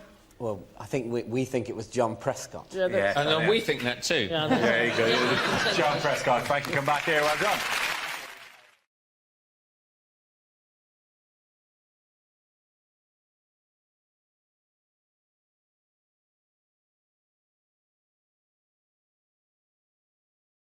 Our next round is called If This Is the Answer, What is the Question? On the board are 6 categories. Olga, which category would you like? Politics. Okay, politics it is. The answer is 29. What is the question? How many Tories joined the leadership contest since the beginning of this recording? Is it how many years has Theresa May aged in the last year? Is it how many seconds Ed took to choose that shirt? I'm sorry, I'm getting fashion tips from a man who has a shop at Big and Tall and someone from Victorian times. Do me. You don't want me to go there, Glenn. I just thought I was having a bit of laddie bounce. This is what people do all the time on these sorts of shows. And then it's always about the banter. And then I throw it back at you. That's how laddie bands work. Do I have to throw it back again? No, it's fine, please. You repeated use of the word laddie band sounds like a Scottish singer from the 60s. I would definitely have the recording. Living in Hogmanay, the musical stylings of laddie bands. Oh, Glasgow, I love you. Is it the number of seconds it takes Dara to go through hair and makeup before the show?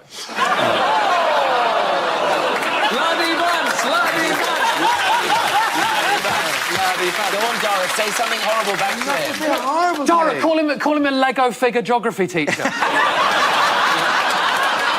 Dara. I'm just saying, when you brush it all forward, it's clearly obvious. No. Does anyone have the correct answer? Yeah. Is it how many weeks after we leave the EU will we politely ask to join again?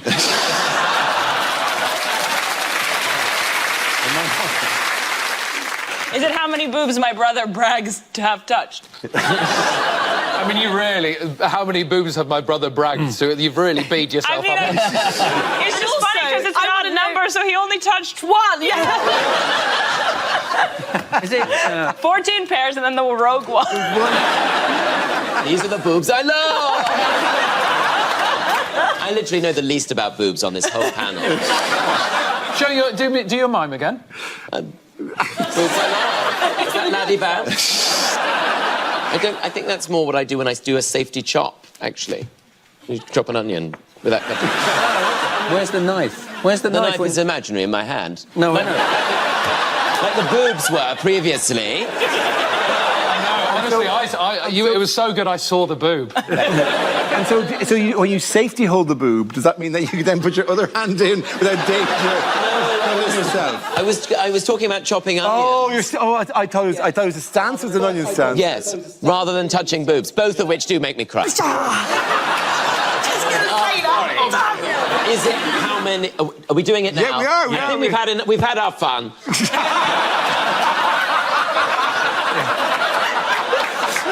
But when I've got to talk about boobs, you know we're running dry. When you talk about boobs, I'm running dry.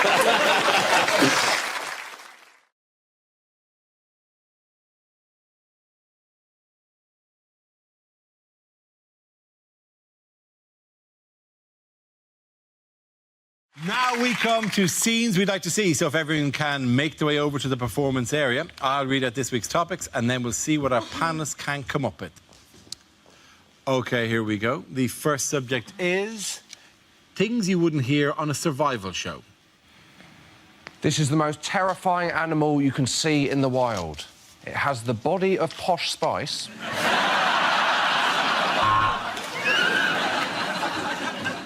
Of course, if you're on an expedition, you must always make sure you boil all the water. Now, this can really slow you down if you come to a lake.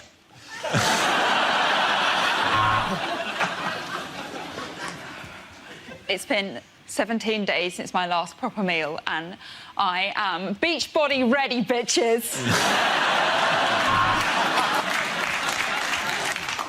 Bear, are you related to George Foreman grills?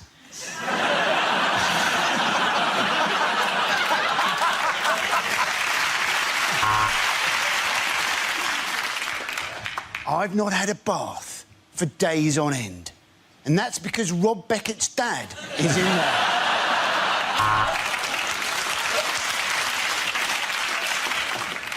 There is barely any water here, so we've been collecting our urine.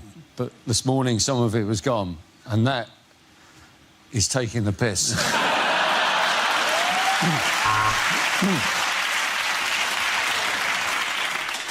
Spent 3 days in the jungle with nothing to eat but raw caterpillars. I remember the moment I walked back into civilization. Whew, there are a few butterflies in my stomach, I can tell you.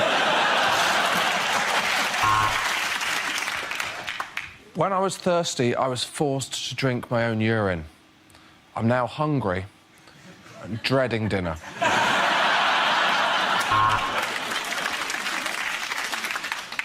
And when you're in the wild, you've got to remember what you learn at Scouts. Don't tell anyone our little secret.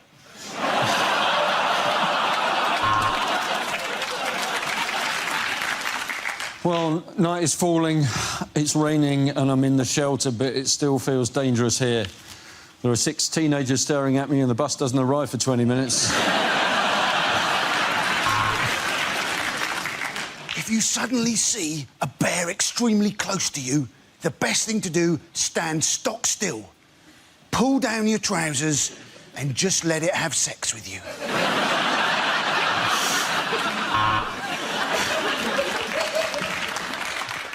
On the men's island, Derek's drinking coconut water because Derek's a hipster twat.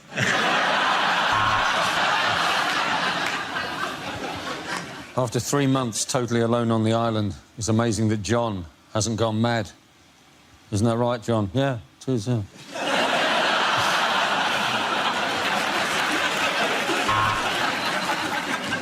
So, I've managed to make a raft to escape the island by smashing up some boats. Okay.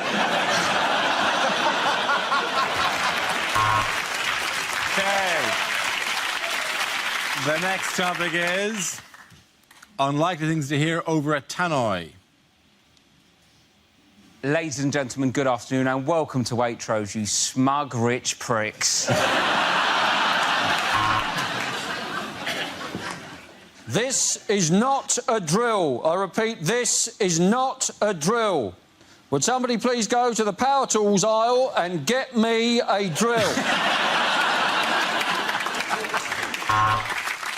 If you see an unattended bag, please don't report it. Remember, you're in world of luggage.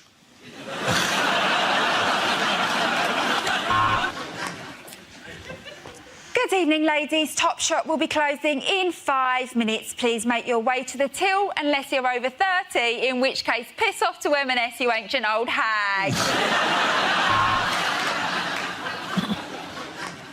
This is an announcement for the front desk of the swimming baths. Could doctor, someone's done a shit in the pool?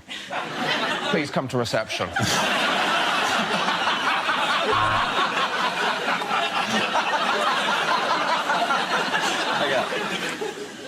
Would the couple having sex in aisle 2 please stop? Spillage in aisle 2.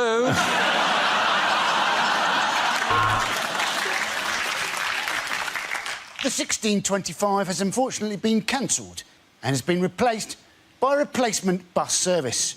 EasyJet would like to apologise for all passengers who are going to Greece. I only work in the post office for the crumpet. Watch this. Widow number 2, please.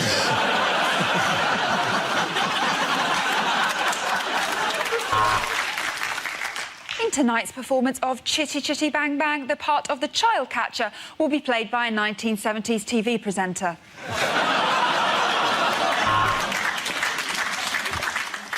Welcome to Sexist Airways. I'm just going to pop on the seatbelt sign for a moment because we're swapping to a lady pilot.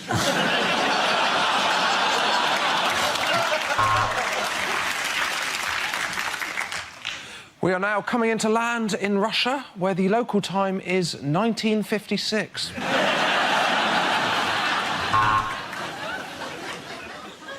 Welcome aboard the one-way saga service special to Switzerland. Just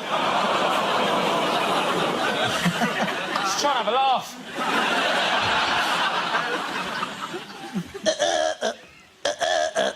Attention to the submarine crew of HMS Nando's. Be careful not to burn your eyes on the periscope.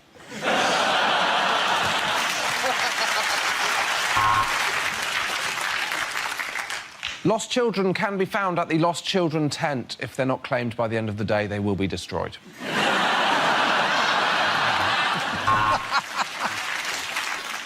Welcome to Megabus. Things haven't worked out quite as well as you were hoping, have they? Welcome to the sexist supermarket. Checkout number 3. Okay, at the end of that round, the points go to Josh. Hugh Milton.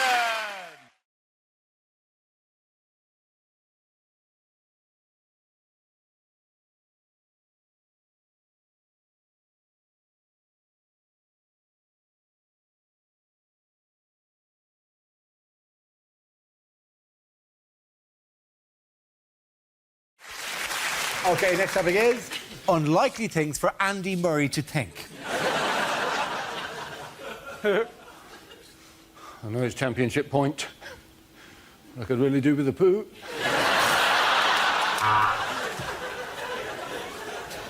Well, at least now if won Wimbledon, they'll stop making fun of me on television. Oi, Tim! Look what I've just won!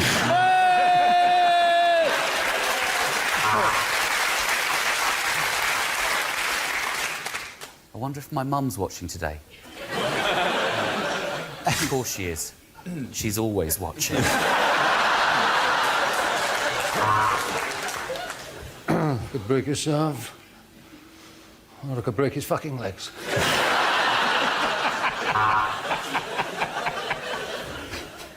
I remember when I used to train.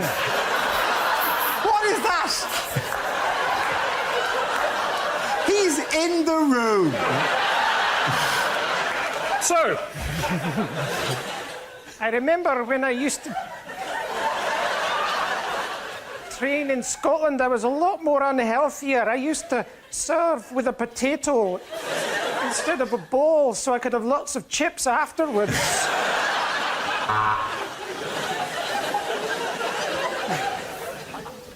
I wonder if Kim really likes tennis.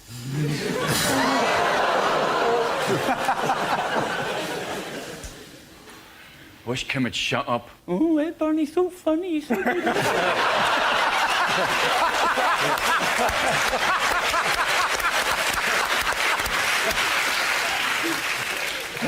When are Athena going to make a poster of me scratching my arse?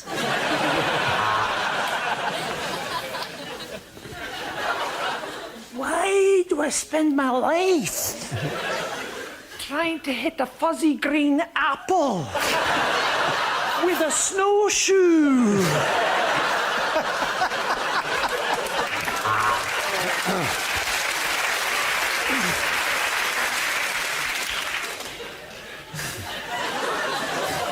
God, it's great having an enormous penis.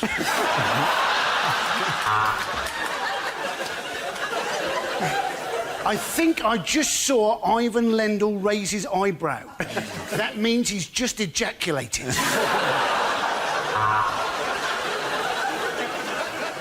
Wimbledon's all very well. I wish I was playing Farming Simulator.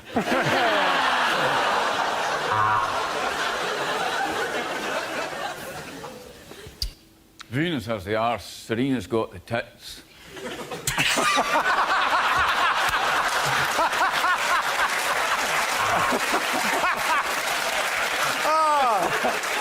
Oh, that's not going in. Okay.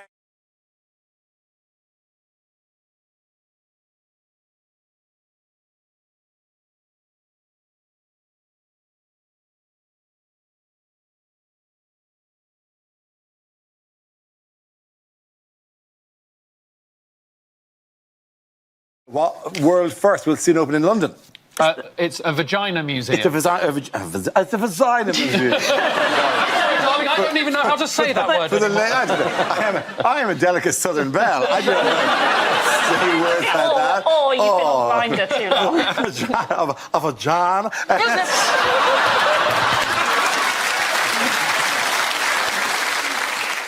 And the award for clearest example that TV commissioners have run out of ideas goes to Comedy Central for Dara O'Brien's Blockbusters.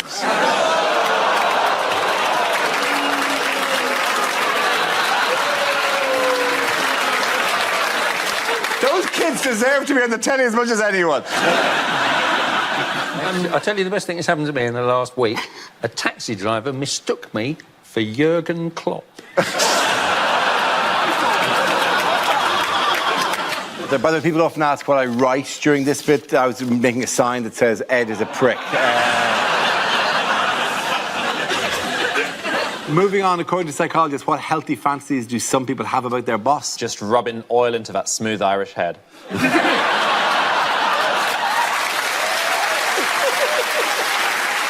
Tom Watson, Deputy Leader of the Labour Party, has just resigned. Oh, really? Oh. Yeah. Why is he resigned? Why is he resigned? Literally, what? I don't know. They just told me that a second ago. They don't do that on the news, Dara. You've got to learn a few techniques.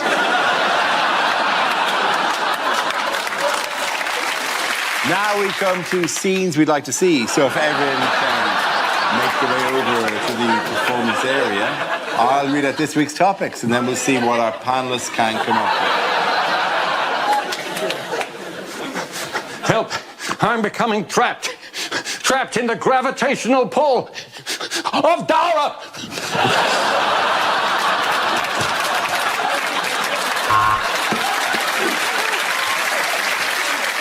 So tough week for the Conservatives. Labour, however. I'll tell you what, Tom Watson's resigned. Yeah. I just got everyone to sign this from the whole cast. With everyone's signatures on it, like whatever, that Ed's a prick. And so we have that as a special thing. Should I sign it as well? Just to... No, you don't have to sign it. You're a prick. Unlikely lines from a costume drama.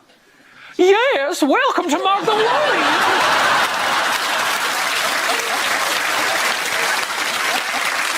Moving on, why was Ryanair in the news this week? Because Tom Watson resigned. By the way, I've just totally realised that I was supposed to, during that round, hand out all the other donuts so you could all have a donut. I'm just going to sit here just eating them for the rest of the round.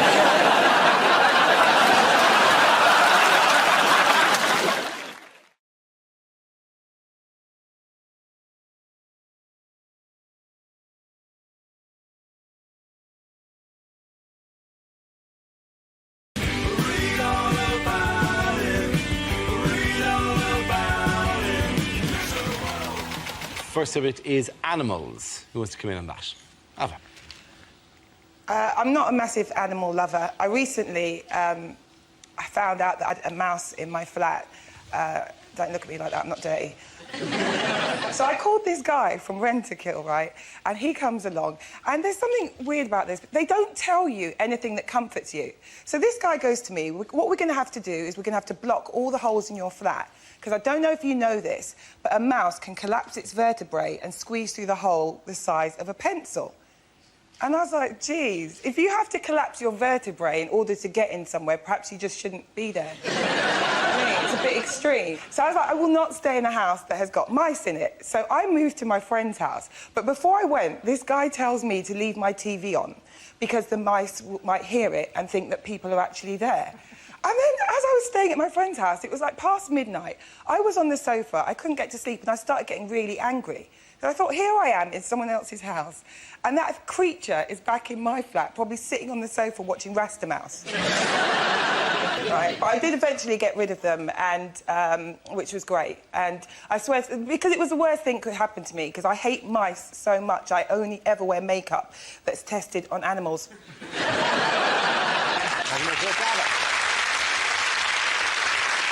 Okay, that leaves us with Milton. Let's see what you've been left. Let's spin the wheel. The topic is nationality.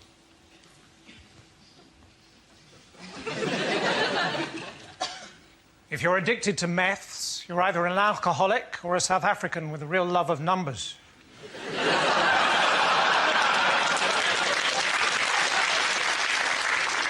I've got a friend who got caught shoplifting in Saudi Arabia. Fortunately, he'd stolen a prosthetic hand. Unfortunately, it was a second offence. So I'm in France, and I saw this little old lady knitting in the town square. I said, voulez-vous crochet avec moi?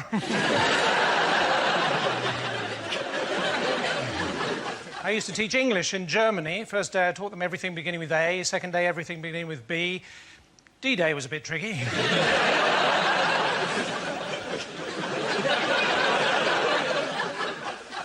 So I'm in a disco in Tehran. All these women dancing around a handbag singing Iranian Men, Hallelujah.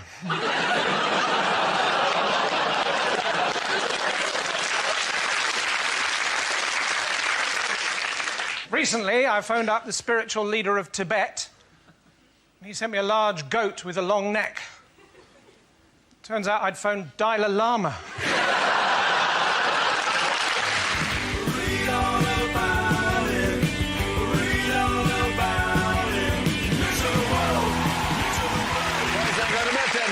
You're welcome back.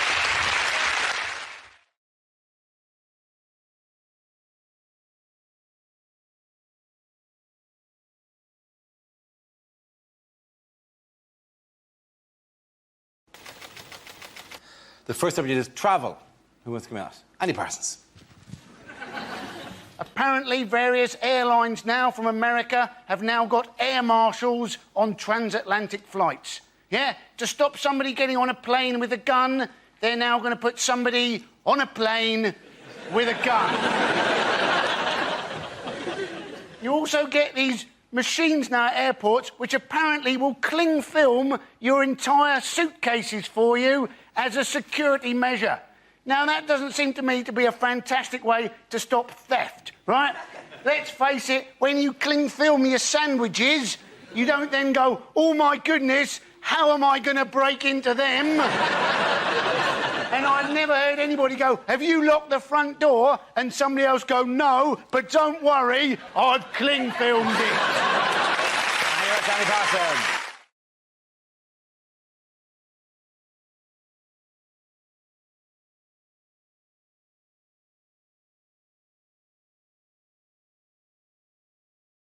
OK, here we go. The first subject is things you wouldn't hear on a history documentary.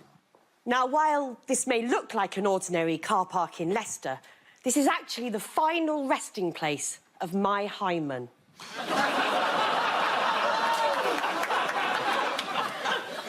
It's on this very spot in Dallas, overlooking the president's motorcade, that John F. Kennedy is going to die. was here in this field that the fighting started. It was Glastonbury 2015 and some prick nicked my tent. The Trojans had been fooled by a wooden horse. They would never bet on the Grand National again. I'm walking on the outside of this castle because of my National Trust lifetime ban.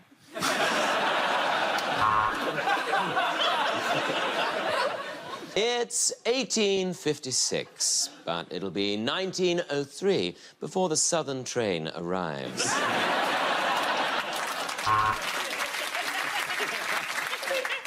Henry VIII liked his wives to be athletic, and that was her downfall. She wouldn't run, she wouldn't walk. She would simply Anne Boleyn.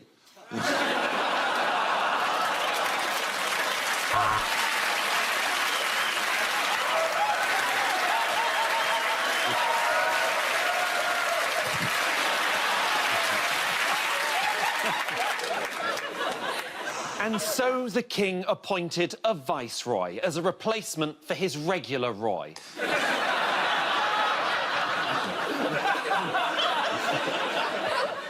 We talk a lot about Winston Churchill's achievements, but we don't talk nearly enough about that ass! It's 10:66, so that can only mean one thing. I shouldn't have bought my digital watch from a market. Before dawn, the carts would all come out to collect the bodies. That is until the day that Prince Philip finally handed in his driving licence. As the door was opened, he uttered the words which would start the Russian Revolution. "Excuse me," he said. "Is Lenin?"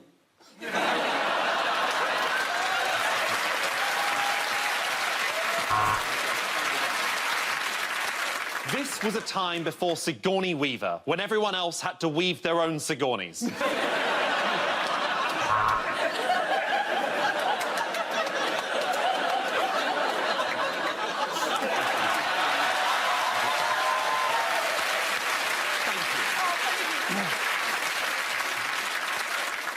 Incensed that both Henry and Edward had become king, Thomas the Tank Engine plotted revolt.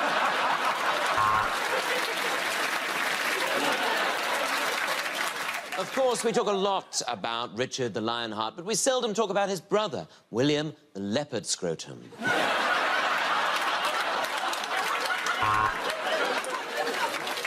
And the tyrannical leader took his own life in the bunker. Is what I hope for every time Trump goes golfing. Isambard Kingdom Brunel died as the most famous, stupidest named person in the world. Today we look at one of the key figures of the Ming dynasty, your mum.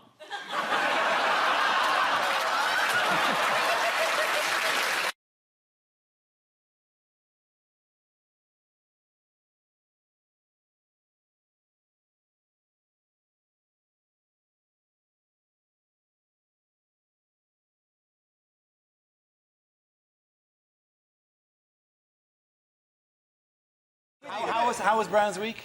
Pretty tricky. To be honest, let's be honest, Brown couldn't get more unpopular if he recorded a song with James Blunt called I Like to Kill Puppies with Hammers. Yeah, just get his cock out. John Prescott came out, didn't he? John Prescott said, well, he's irreplaceable. We have no one with the talent to replace Brown. Get a 10-pin. Yeah, I sorted out the credit crunch. I lowered interest rates. But where do you make the coffee? You know, the Tories aren't going to... the Tories are loving this, presumably. Yeah. They can't even attack Brown at this stage because he's so weak. It would actually look like bullying if they tried to make any points again. When they did the Glasgow East by-election, the Tories, they couldn't attack Labour, but what they wanted to do was to get as few votes as possible so that the SNP would beat Labour. So Cameron turned up in Glasgow and said, Scottish people are too fat because you drink too much. And it's all your own fault. So you just sort of turned up and went, hello, Scotland, you fat bastards. But actually, party political broadcast in Scotland was just Cameron with Kenny Dalglish in a headlock, punching him in the face with the slogan, remember, Scotland, we own you.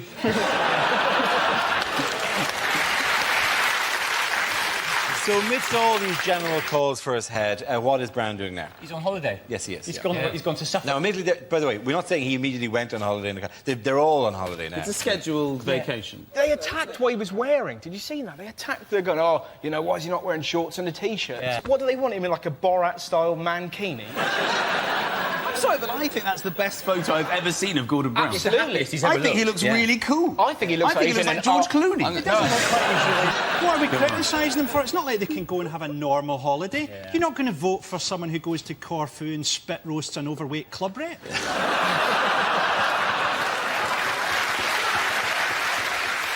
It's hard to have a normal holiday. Like, have you heard, even in Southwold, they're planning a human chain on the promenade to protest against Brown. Imagine that. How lame is that? Oh, I'm not going to the promenade. There's a human chain. I think in this country we're just really bad at, like, kicking off. There's a fuel crisis, and I watched it on TV, and he said, here in the queue, there's talk of riots. How can you have talk of riots in a queue?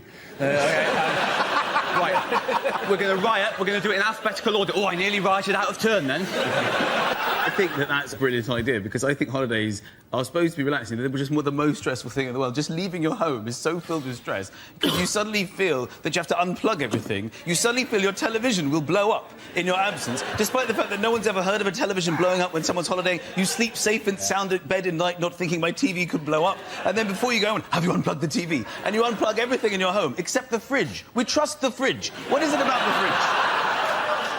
You think the fridge wouldn't do this to me?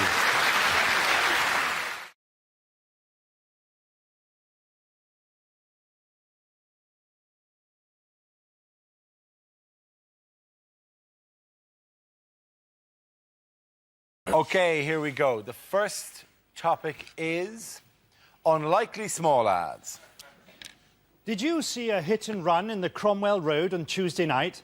Please get in touch, because I'm keen to silence any witnesses. Parents, worried about unruly teenagers ruining your house? You need my book, My House, My Rules, by Joseph Fritzl.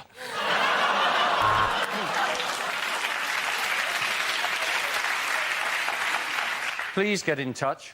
Our eyes met yesterday. You were the blonde undressing in the bedroom. I was the man lurking in your garden. Legs, bums and tums, wanted by cannibal. Slightly used condoms for sale. No weirdos. Are you an alcoholic? There's a sale on at Oddbins.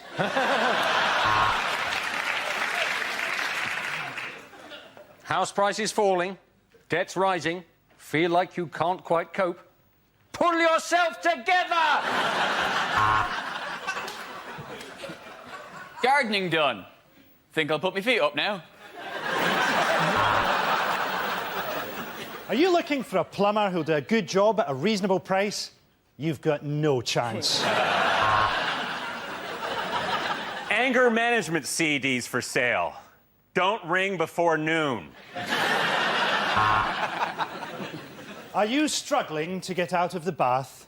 It's pretty much game over for you then.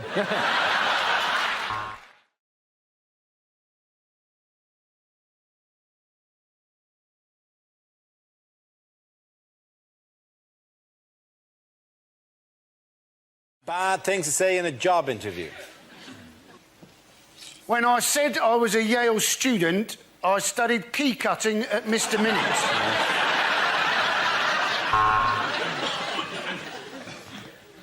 Why do we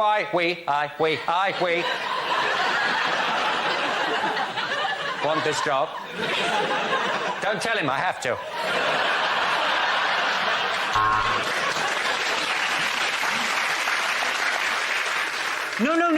No, I applaud your policy of positive discrimination, and that's why I blacked up.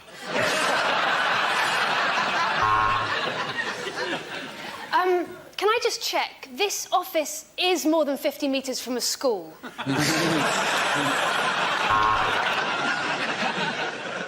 do you mean, no experience? If being abducted by aliens isn't an experience, then I don't know what it is. Well, yes, I would make the perfect train driver. I'm always late, and I'd break down really easily.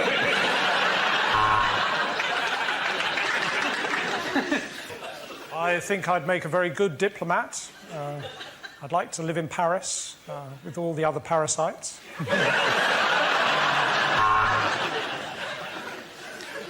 What do I see myself doing in 5 years' time? Exactly the same, only on Dave.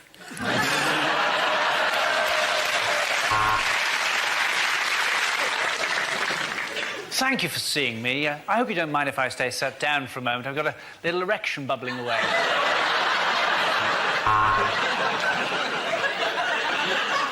No, emu, no, emu, no, no, no. What can I bring to this job? How about the photocopier from my last office? Yes, well, in spite of my lack of medical experience, I still think of gynecology as a calling. What are my weaknesses? Fat birds.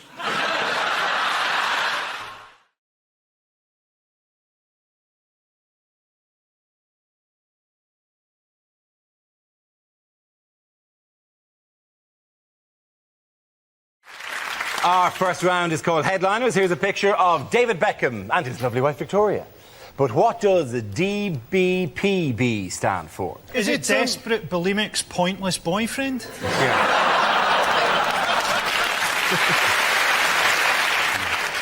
Does Beckham piss banknotes? That would be a fantastic act. Of course, you'd need a question mark, really, but it's just a game.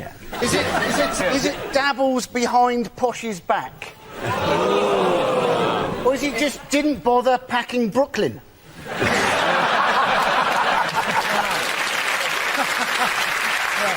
Is it something about a payday bonanza or something? I'd like to have a crack at this. Is it David Beckham's payday bonanza? It's a good guess, but no, it's not.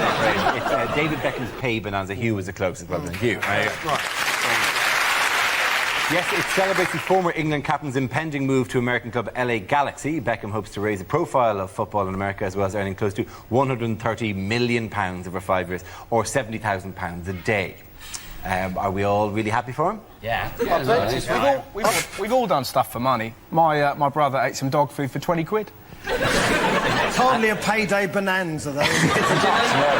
He's 3 years old. What they're saying is he only gets £5 million for playing football, and the rest is image rights and all the rest of it. And they're saying the reason he's getting most of the money is because he will appeal to the Hispanic market because he can speak Spanish. He can barely speak English. The best thing about this, though, it just gives, like, old people an opportunity to wax lyrical about the old footballers. Like, my granddad was brilliant, like, and he always invents players, I'm sure of it, but he was there the other day just kind of go, David Beckham, he's bloody... I tell you what, never as good as Will Flangleberry. Will Flangleberry, he was so good, he scored 81 goals in a game. So poor, he lived in a kettle. He used to eat nothing but gravel, and he was still better than bloody Beckham.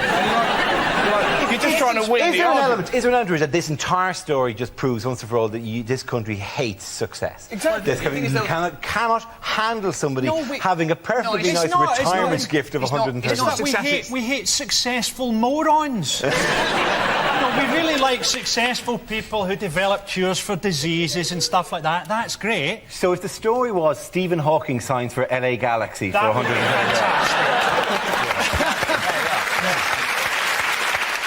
It's a shame, though, because, like, really good players, like, you know, Paul Scholes is probably going to end up fighting pigs for a living when he's old. Do you know what I mean? I watched that. With Stephen How Hawking, is that possible? But he'll have no money, do you know what I mean? Or someone... Why are we under the pressure just because Paul Scholes is quiet that he's frittered all his cash away on Findus crispy pancakes or something? Apparently he spent it all desperately trying to find a cure for gingerness.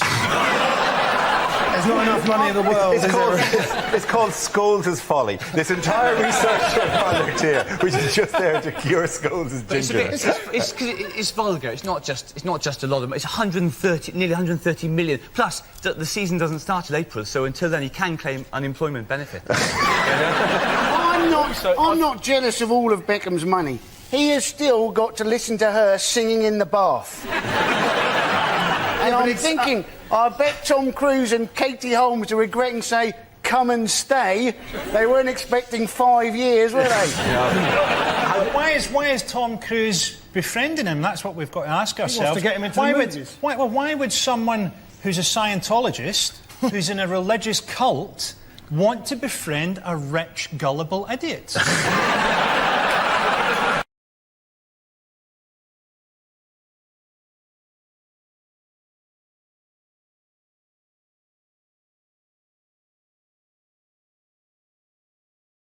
We start with a round called If This Is the Answer, What Is the Question? On the board are 6 categories. Ivo, which category would you like? I would like home news, please, Lovely. Dara. Home news it is. The answer is 1 year. What is the question? What would be an appropriate prison sentence for people who use the phrase hollybobs? Not the answer, but I'll take it. Is it how long the BBC have left now they've lost Bake Off? And the clock is already ticking. Yeah. Is it in a Wetherspoon's kitchen? What is the chef's equivalent of the 5-second rule? Is it Southern Rail's estimate for a London to Brighton journey?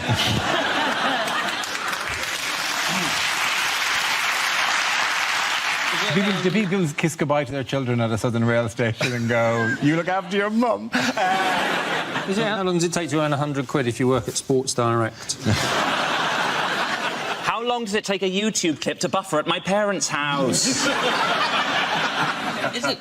How long would Charles Manson have gotten in prison if he'd been a promising swimmer? Yeah. Bit of truth. Bit of politics. How long does Jeremy Hunt want junior doctors to work per week?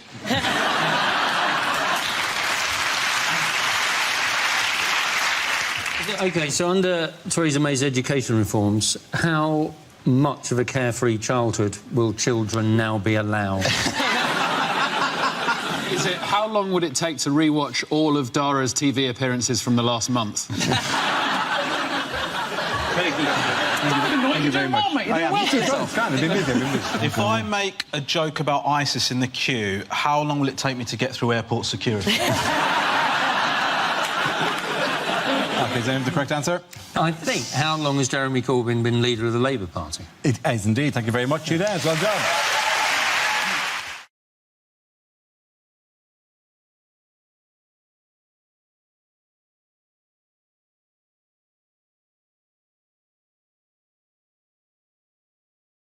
OK, here we go.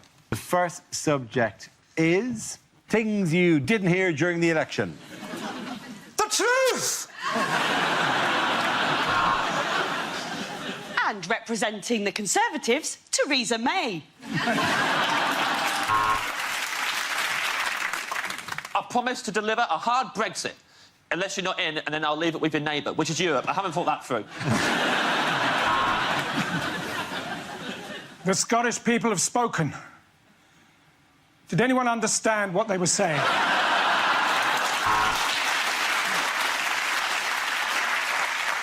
Here at the BBC, we need balance. Jeremy Corbyn shit. So the polls have closed. Untie Boris.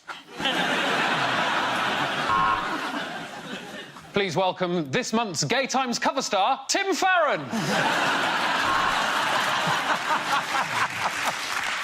I am the returning officer, and it's great to be back.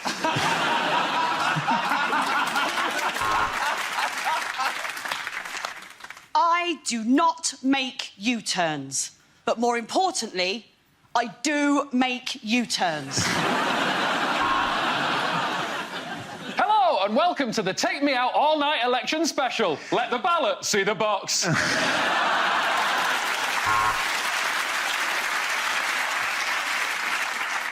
Would you press the red button? Mr. Corbyn, would you press the red button? We've been stuck in this lift for 20 minutes. Taxes will be so low if you vote for me, Jimmy Carr.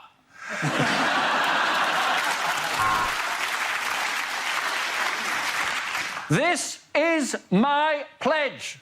Get your own furniture polish.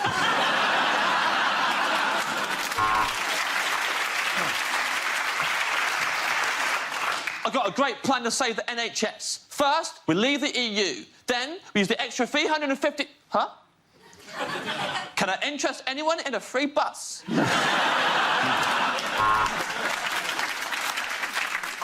Hello and welcome to Newsnight. Theresa May, Jeremy Corbyn, Tim Farron. Shag, marry, kill. I am the returning officer.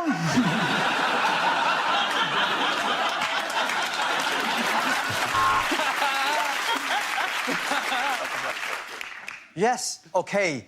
Jeremy Corbyn may have Stormzy, but I have Gary Barlow. Take that! I'm going to create so much new housing, a series of one-room flats with an amazing view of London. Also, unrelated, I'm closing the London Eye.